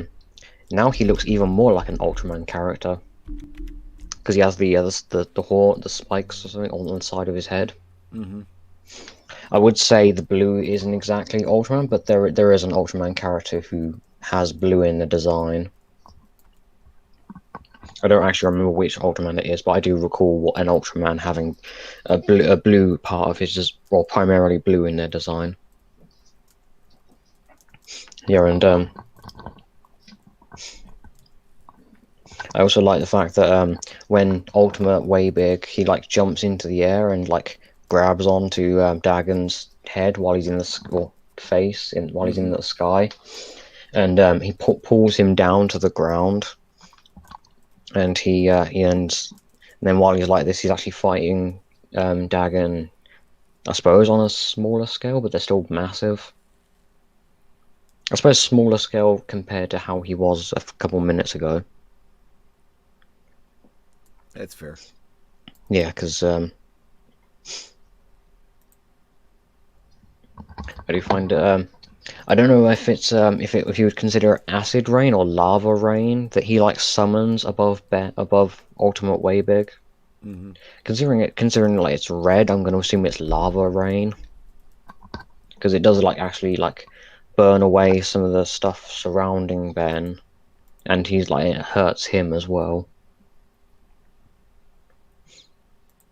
I also do find it funny that when Ben says something about kicking his butt, but he also adds is like I don't know if like if you even have a butt in all that mess of spaghetti, Yeah. which I'm pretty sure that might also be a reference to the Cthulhu mythos and like stuff like that. Actually, it might be more a reference to the flying spaghetti monster, Yeah, that's what I was thinking as which well because it's is like pseudo Cthulhu esque. okay, yeah, and also it's either part one or part two, but Kevin points out that the iron in the Forever Knight's armor is what's preventing them from being controlled by or turned into Esoterica, and also Oh yeah. controlled by the Locubras and Dagon himself. And of course, because in an earlier episode, Gwen was I suppose infected by the Locubra, and which makes her a lot easier or makes it easier for Dagon to control her. Mm-hmm. Where is it? Here it is. Yeah, he takes control of her in this two-parter, and basically, because he's unsatisfied with Vilgax not actually using the power he's given him to break the seal, because for whatever reason Vilgax isn't actually using the power, like actually using more imagination with the power he's been given. He's just Right. continuously firing energy balls. But he like because Dagon's unsatisfied with the fact that Vilgax isn't actually using the power that he's given him, he then decides to take control of Gwen and use Gwen to open the seal instead.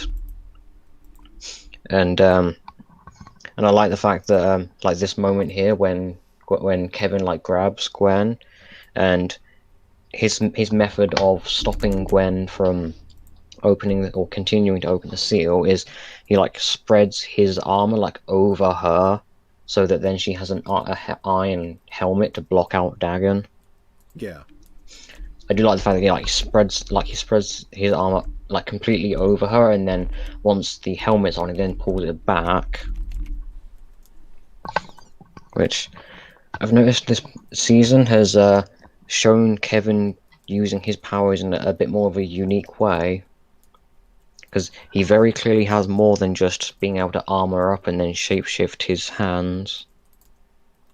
Because he turns his hands into all kinds of shapes, and of course, in this moment where he uses it to spread his armor like over Gwen, even at one point puts his hand on Ben's head and then spreads his armor onto Ben's head to give him a helmet, Right. and even like I suppose spawns a helmet out of the armor for George, and then George like doesn't actually take it because he has Ascalon.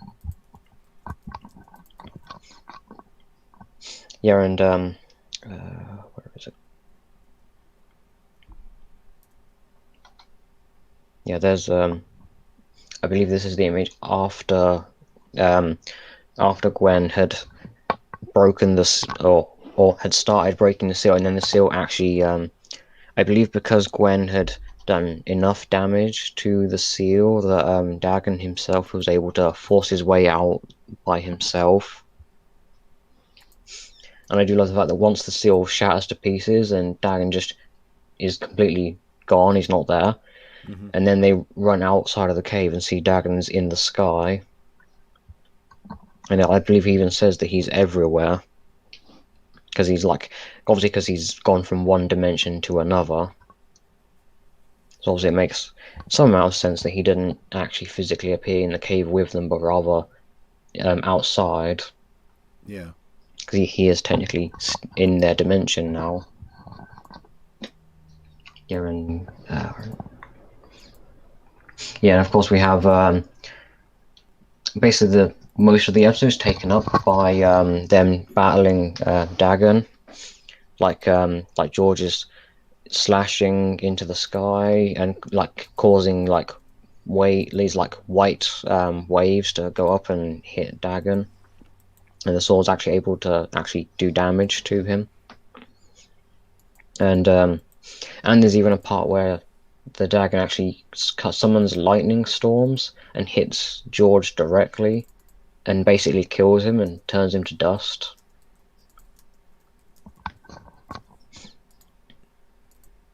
Yeah, and we have where is it? And we also have something that's probably not that big of a surprise to anyone who's been watching this show for long enough. Vilgax, after the Dagon had appeared in the sky, Vilgax just vanished, and what actually happened was he went back in the cave with Siphon, who had arrived in I believe it was the beginning of the end when Siphon appeared, or it might have been in part 1 for Ultimate Enemy. I'm not sure which one. But yeah, Siphon had appeared, and he'd brought equipment, and he specifically brought the power absorbing machine that Vilgax had used at the start of Alien Force Season 3. You know what he used to absorb Ultimos's powers? Yeah, Siphon had arrived with that same machine, and the reason Vilgax had disappeared when Dagon appeared in the sky is because he was back in the cave with Siphon and waiting for him to modify that machine. And when they and after George is dead, Ben has basically had already used Ultimate Waybick to fight Dagon, and that failed. And basically everyone's beaten and battered at this point, and Vilgax comes in with Siphon and the power absorbing machine, and it's at this moment where Vilgax is actually is a little more vocally resistant to Dagon this time. I don't know if it's a case of he was planning to do this the whole time, or if it's now because the power absorbing machine has been modified. Now he's feeling more like being defiant. I'm not sure which it is. I suppose you could. I personally would like to think that Vilgax was planning this the whole time, because that would be more in character for him. Right. Yeah. So Dagon fires his energy beams at the machine, and then he starts being absorbed into the machine. Because as he says, his being is mana. Or I think that's what he said. Because he's basically made of energy, which makes perfect sense why then a machine that absorbs energy was able to absorb him. Right. Although I'm assuming the modifications were to allow it to contain how much power he has, because I feel like the Dagon has way more power than any other character that Vilgax has absorbed the energy of. Yeah. Yeah, so and then Siphon fires the beam at Vilgax, and Vilgax then has the power of Dagon, and then we have Vilgax's face in the sky. So I guess he's no longer a Cthulhu lookalike. Now he actually is a Cthulhu monster. Right. Yeah. Oh, and of course, Kevin is using a toy gun. I mean, it's not actually a toy, but that was clearly sold as a toy. Yeah. You know, that green blaster that he's holding.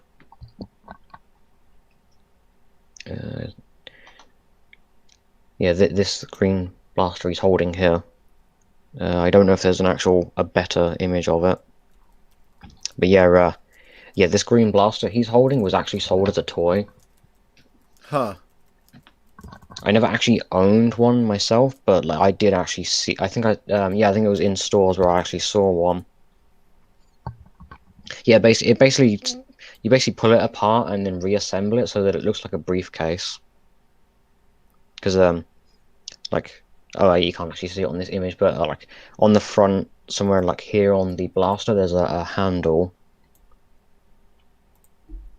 Actually, I might as well just bring up the. I don't actually remember what it was called, but I'm pretty sure. I believe you would refer to it as one of the role-play toys. You know, the kind of toys that you would not so much play with like an action figure, but rather one that you would pretend like you are the character or like you're like that sort of thing. Yeah. That's quite a good toy.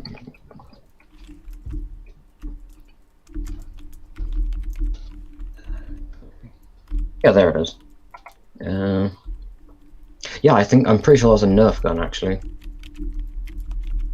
Well, obviously not actually a Nerf gun because Hasbro weren't the ones making Ben 10 toys, but I'm pretty sure it's basically the same thing. Yeah, no.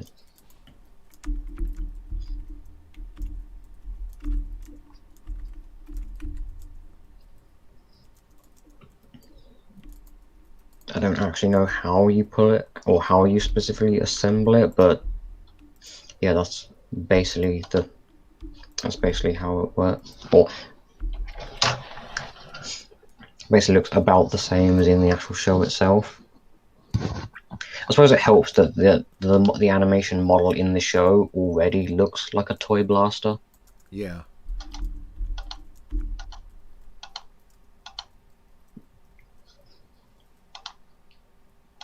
And it's it like Kevin gets it because one of the Forever Knights was holding the thing and he got hit off of his chariot, I suppose, or it's not actually a horse, but it's like a robot flying thing.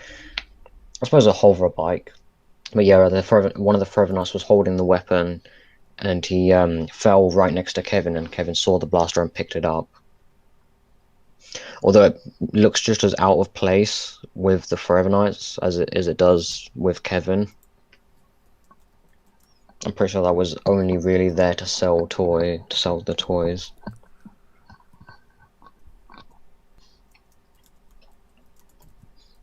And of course we have right at the end of the episode, after Gwen teleports them over to the Mount Rushmore plumber base, which looks the same as it did in the original series, or the interior of the base at least looks the same. I believe this is the moment or the point in the episode that is basically what you were referring to back in what was it, part 1 of season 3, I think. Mm-hmm. Is when you like kind of briefly mentioned about like the whole Ben being tempted by power at the end of the show. Yeah. That was exactly. the episode 2 weeks ago, wasn't it?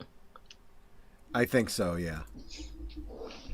Yeah, so obviously we have Ben picks up Ascalon and the armor like formed around him, and he fights Vilgax. It's a very short battle, actually. I mean, there's so much they could have done, but it was like very, very. It didn't even last a minute because it was literally just Ben slices up a few things that Vilgax throws at him, hits away some energy blasts that he fires, and then he like one of the energy blasts bounces back, launches Vilgax through the wall and onto the other part of the room, and then Ben runs up. They run at each other, and Ben stabs him and absorbs all of Dagon's powers away from him. So now Ben has the Ultimatrix, the sword Ascalon, and also the Dagon's powers. And at least 2 of those things are reality warping powers. So yeah, at that moment, Ben has quite a lot of power. And we even have Vilgax then starts tempting Ben to actually use his power, or use that power. Obviously, at first Ben says that he'll like start by turning all of the people on Earth back in, or the esoteric on Earth back into normal people. And then it's that moment that Vilgax is like starts tempting him to use his powers in a more extreme way. Yeah. I'd also find it funny that Gwen actually walks in and is like, "I can't believe you're taking moral advice from Vilgax." Right. I did find that funny. And then we also have Julie flies in because ships like around her and protected her from becoming an esoterica. And basically everyone starts like saying different things to him, and he's like, and like for a moment, everyone talking about it, like talking and saying different things and trying to come up with different ways of like, I don't know, convincing Ben, or like something that trying to convince Ben to do something. So he just like tells them to stop talking and then actually think for a moment, Yeah. or just like himself think, not anyone telling him what he should be doing or anything like that. Yeah. And then when Ben stops for a moment, starts thinking, we then get a montage of different images from across like the show. So we get a whole bunch of images from Alien Force, the first 3 seasons of Alien Force. Then we get and then we also get images of from different moments in Ultimate Alien itself. You know, like different meaningful moments throughout the show. Yeah. And then Ben decides to actually use the power that he has to turn every esoterica back into a normal person. And even when they are like asking what he did, he even said like, what I said I was going to do, turn every esoterica back into human, with all the free will that goes along with that. Yeah, and then we also get right after that, Azimuth reappears, or Azimuth like appears, I think for the first time in multiple episodes, and he basically he takes away Ascalon. I don't have a clue what he does with the sword, but that sword has now been taken away. He then also requests that Ben give up the Ultimatrix, and I like the fact that Azimuth like isn't mad at Ben, but he's like simply saying that that because of Ben's growth over the show so far, that Ben is like the Ultimatrix itself is no longer worthy of Ben, and also it's technically a cheap knockoff as well. Yeah. So when Ben holds out his arm, the Ultimatrix falls off his arm, and I don't know. It looks like it explodes into a puff of smoke, but I think it just sort of disappears. I'm assuming Azimuth has taken it away and is then going to disassemble it. I'm assuming. And then when I think Ben's like, for like a brief moment, Ben's confused as to why Azimuth's doing this, and then Azimuth's just like, oh, for the love of God, look at your wrists. And then he like holds the wrist, and he's got the new official Omnitrix, or completed official Omnitrix on his wrist. Exactly. Like, I've been upgraded, dude. Yeah, exactly. Yeah, because I like that. I like that when Ben notices it, even says an Omnitrix, and then Azimuth says is like the Omnitrix. Yeah. And it's like the one that I've been working on since you received the prototype 6 years ago. So obviously with that he's referring to the original Omnitrix from the original show. And yeah, so this is now the Omnitrix that Ben's going to be using throughout Omniverse. Yeah, there's an image of Ben, like the armor forming around Ben when he picks up Ascalon.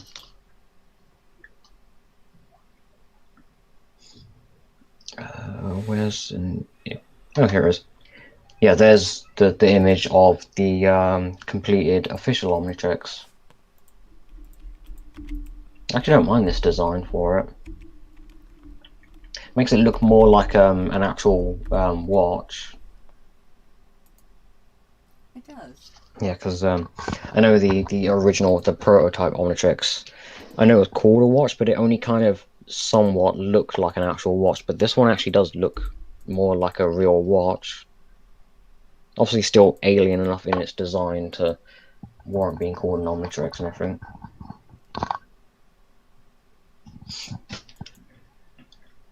Actually, I'm curious. What do you think of the visual design of the completed Omnitrix? I think it's interesting. I mean,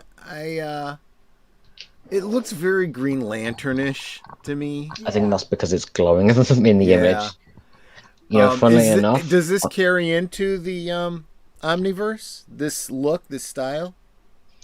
yeah, the way this completed Omnitrix looks is the how it visually looks in Omniverse. Obviously, the Omniverse has a completely different style overall for the show itself, for that show. Mm-hmm. But yeah, the way it looks here is basically the same. Okay. Yes, because Omniverse is a more cartoony, stylized design, or the show itself is more cartoony and stylized in its design. Sure. Yeah, funnily enough, looking at the screen, like one screen to my right, and then looking at the the image of it on StreamYard, um, on the Google search on my other screen, the glowing is a lot more apparent, while on the StreamYard image, the glowing of the Omnitrix is actually dulled down a bit. Mm-hmm. Obviously, I'm not actually physically able to show you this, but yeah, the image you're seeing is actually the glowing is slightly dulled down from the actual Google image that I've got up right here. Oh, here's an image where it's not glowing.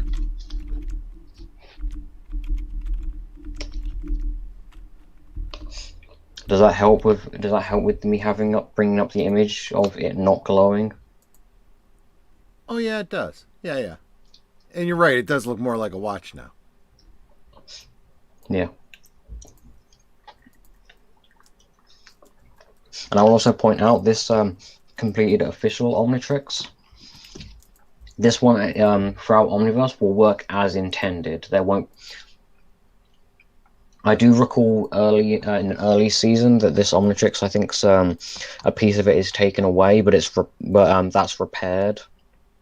So throughout the majority of Omniverse, the completed official Omnitrix will work as it's supposed to. It won't be like so the Ben mistransforming won't be like a glitch or it being broken or anything like that, because I don't actually know if the Omniverse won't actually give us a reason why Ben mistransforms, even if it's not actually, even if the Omnitrix is working perfectly fine regardless. I'm assuming they're implying that the Omnitrix is intentionally changing Ben to a different alien an alien that he's not choosing. Yeah. Because I do recall, I think it's at the end of the series, Ben himself points out that the Omnitrix kind of seems to have a mind of its own and understand him better than he does. Yeah.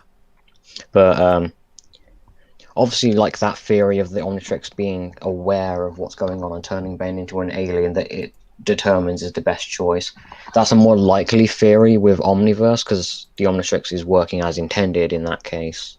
Right. In this instance, with the Ultimatrix, it's not really working properly because it's not an official Omnitrix. It's like a cheap knockoff, basically.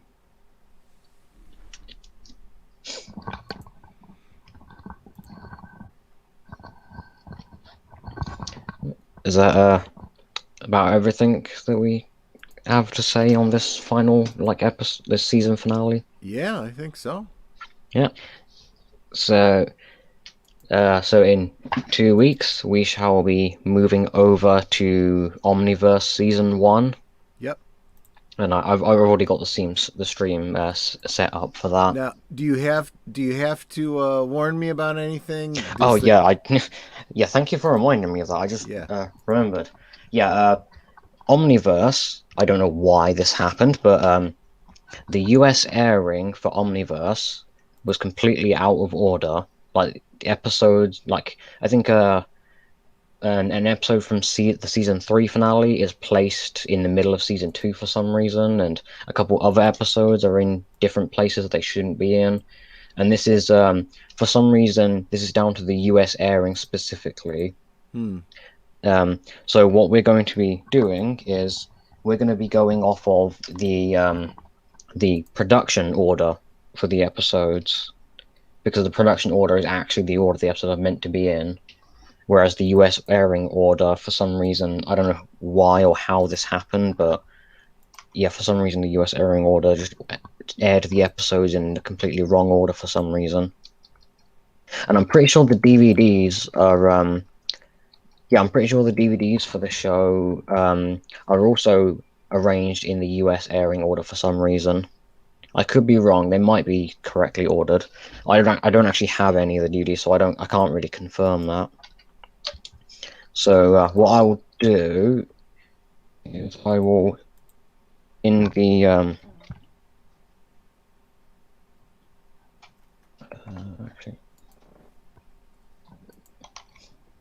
actually I think I can just I can just do this instead. I don't actually have to type anything. I can just go through this. Oh, oops, that was the wrong button. It was this one.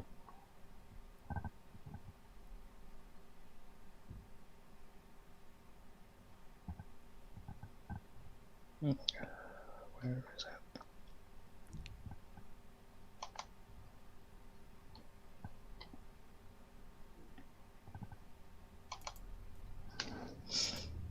Okay. No. Yeah, so so I think this is on yeah. Go away already, ads. Yep, go. Oh, god damn it. There we go. Right, so I think the this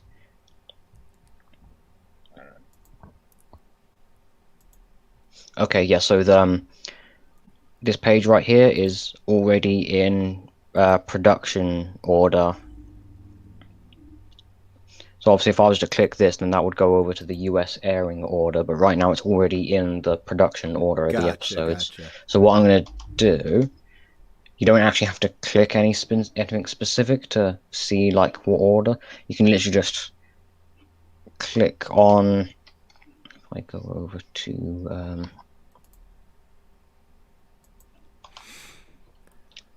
where is it?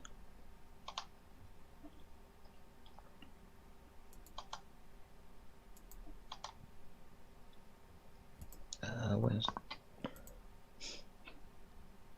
actually, you know what? I was going to put it in the private chat, but I'll just do that. Okay, at the very bottom of the comments, you should see either on StreamYard or on the YouTube video itself. I think you should. Yeah, that link that I've just put there, that is for this page right here. Got it.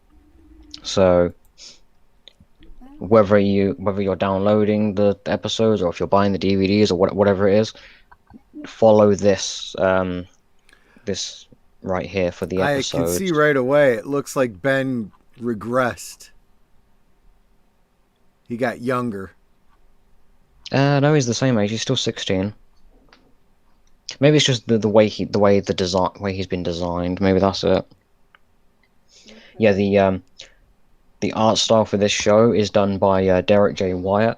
He animated what was it? Transformers Animated is a show that he did the art style for. The Teen Titans. Yeah, the Teen Titans cartoon from the early 2000s. He also did the art style for. I'm pretty sure there's another show that he also did the art style for, but I don't remember what it was. Yeah. Okay. Well, now that we are. Oh yeah, that's good. Yeah, now that we are done with Ultimate Alien, you can well, I suppose you can say goodbye to Jet Ray, Chameleon, Fast Track, and then I think 2 others. I don't remember the other 2 who don't appear. But yeah, I suppose if you liked Jet Ray, I'm sorry to say you're never going to see him again now. Oh, okay. Same for Fast Track and Chameleon. You're not going to see them two again either. Wow. Yeah, they're not in the Omniverse whatsoever. Well, at least they're trying to, switch things up so you're not seeing the same ones all the time. I guess. Yeah. Well, unless I'm mistaken, it's because they want to sell new toys, right? Yeah. That would be the idea. I mean, I would go for that, but considering a whole bunch of new aliens appear in Omniverse and also a multiple of the previous aliens that we saw throughout Ultimate Alien and Omniverse, or Alien Force and the original show itself. Mm. We see a mix of all of them. It's simply the Derek J. White, the character designer, didn't like Jet Ray, didn't design him, so he's not in the show. Mm. Even though they could have sold toys of the like an Omniverse design for Jet Ray. Because technically him being redesigned for Omniverse would mean that they could sell another toy because it's, different enough from the previous toy. So they could have sold another toy of him. Did they sell But a new version of the new Omnitrix? wait, can you say that again? I didn't quite hear you. Did they sell a new version of the Omnitrix that Ben ended up with? Yes, every Omnitrix Ben has used, they have sold like a roleplay toy of that. I mean, I only have the roleplay toy of the original Omnitrix from the original show. I don't have the one from any of the other shows. But it's nice that they actually took the time to market these other ones, So it's like, I want the new one. Just like, with Doctor Who, the different sonic screwdrivers. Right. It's like, Yeah. I got the John Pertwee one. I got the, David Tennant one. And the different Dalek designs. Yeah, Right. that too. Although I feel like any of those aren't exactly left out of the show because the person designing them doesn't like those specific versions. Yeah. That to me kind of comes off as a bit more petty. I agree. But yeah, so in 2 weeks we shall be moving over to Omniverse. And because that's only 10 episodes per season, we'll only be doing like 8 streams for that because it's only 8 seasons long. Okay. Yeah, so I'm curious. Since we've been doing streams about Ben 10 basically most of the year now, and obviously right now we're doing them two streams or one stream every 2 weeks. Mm-hmm. I am kind of curious if we'll end up finishing Omniverse before the year ends, or if we'll end up like bleeding into the next year. It's gonna get close, yeah. Yeah. So it's kind of a case of we might just be able to like squeeze in basically all of Ben 10 into this 1 year, or except the reboot, obviously. Right. I'm still dancing around whether I should include that one or not. I gotta tell you, I'm not really sure I want to invest in a brand new continuity. We've invested so much time in this continuity. Yeah. It's gonna bother me if especially since the reboot goes back to being about 10-year-old Ben. Yeah. So they're basically, I suppose you could call it regressing in the timeline, I suppose. Yeah. Even if it is a separate continuity. Because I personally would have preferred if they were to, when they were planning out like another, because after Omniverse finished, I think it's because Omniverse was, I don't think it was necessarily the lowest rated of the Ben 10 shows, but obviously by that point people who had been watching had slowly started to drop off as the show was going. Yeah. I mean, people were already dropping off by Ultimate Alien. I think Omniverse coming in, kind of more people dropped off. Obviously, Omniverse being a completely different style, obviously contributed to people just, choosing to then drop off of the show. I mean, an argument that a lot of other fandoms have used that I think is far more appropriate to a kids show like this is you're going to naturally be losing viewership, so you need to bring in a new audience from time to time. And I know when it comes to TV shows or like about pre-existing IPs, the way the show visually looks is always going to be something that people are going to point out first, right? Whether it's either them praising it or being negative about it. Whichever one it is, the way a show visually looks is always going to be the very first thing that people talk about. And I know that sometimes I know there's a kind of a case of where when a specific way a show will look does kind of immediately determine, or does kind of signal to you what kind of show it's going to be, that sort of thing. Yeah. Like with the woke, like with the woke shows that are coming out nowadays, Yeah. they tend to have a very, like their visual style tends to be very apparent that they're going in a woke direction. Yeah. And so I know there's the whole don't judge a book by its cover, but most of the time the cover is the first thing you see, and most people judge things subconsciously as soon as they see them, as soon as they see a book. Well, yeah, Well, and I've basically, always been a strong believer that that whole concept of don't judge a book by its cover is kind of not taking into account all circumstances. I mean, it's like I've said yeah, about things like movies, TV shows, stuff like that. There's an investment of time and money, and there are cues that you're supposed to draw on before you invest in the entire thing to give you a clue as to whether or not you're going to like it or not. That's what marketing is. That's what the book cover is for, you know? And if it's yeah, done a bad job of explaining what's inside, then that's their fault. yeah. Yeah, and I suppose in a way, because the Omniverse, like all the marketing and commercials for Omniverse, they Mm-hmm. did kind of highlight that. Obviously they highlighted the new aliens because obviously got to sell new toys and everything. But they also they also highlighted a comedic tone, that sort of thing. Was Mm-hmm. the like one of the things that that the adverts would prioritize when it comes to Omniverse, even if the show itself. I mean, the show is kind of more comedic, but it's not like I think some episodes are kind of very comedic, and then other episodes are a little more serious. Mm-hmm. It kind of goes back and forth. I think that's one of the reason. Another reason some of the people started, or more people started dropping off when Omniverse came about, because like the marketing probably made people think that it was, or made them think that it was a specific show that it isn't. Mm-hmm. Yeah, I suppose we'll leave like the whole first impressions of it for when we actually once we've actually seen the episodes and once we're actually talking about the first season. Yeah. Yeah.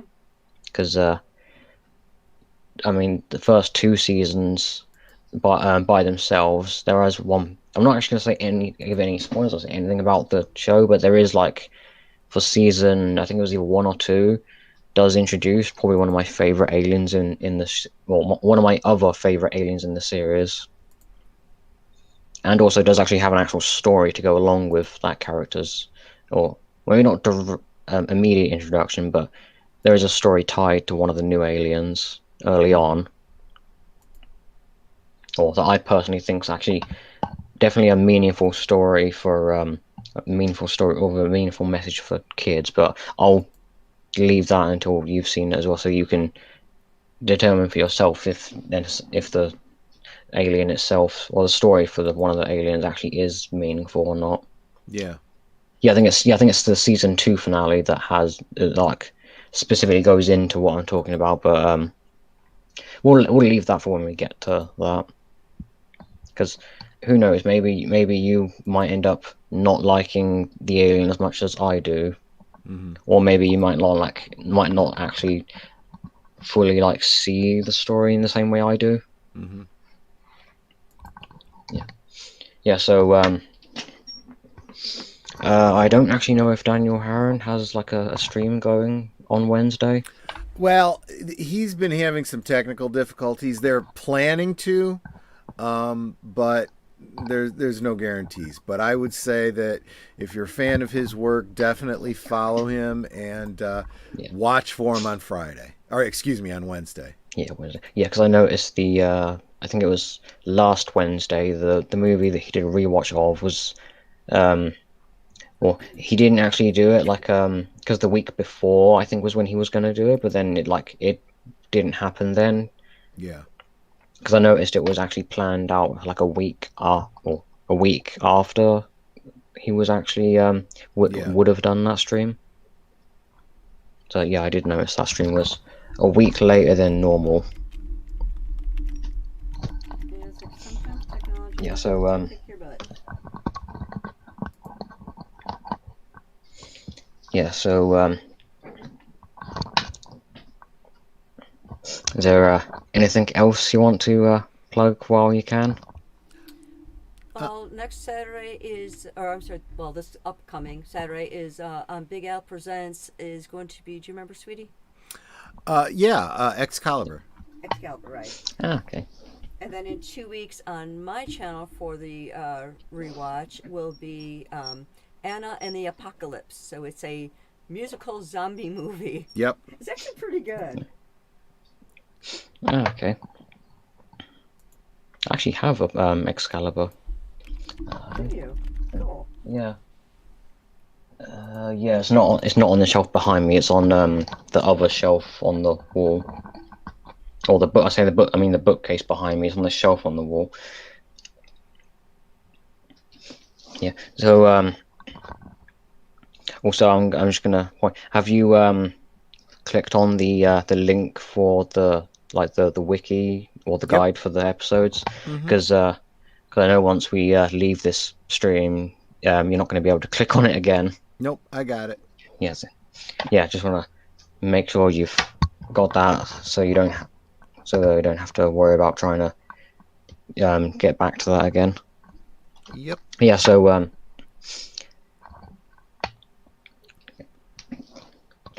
actually, how long have we been going? Oh wow, nearly 2.5 hours. I don't think that we've been going for quite as long as last. I think last week might have been going for longer. Yeah. So yeah.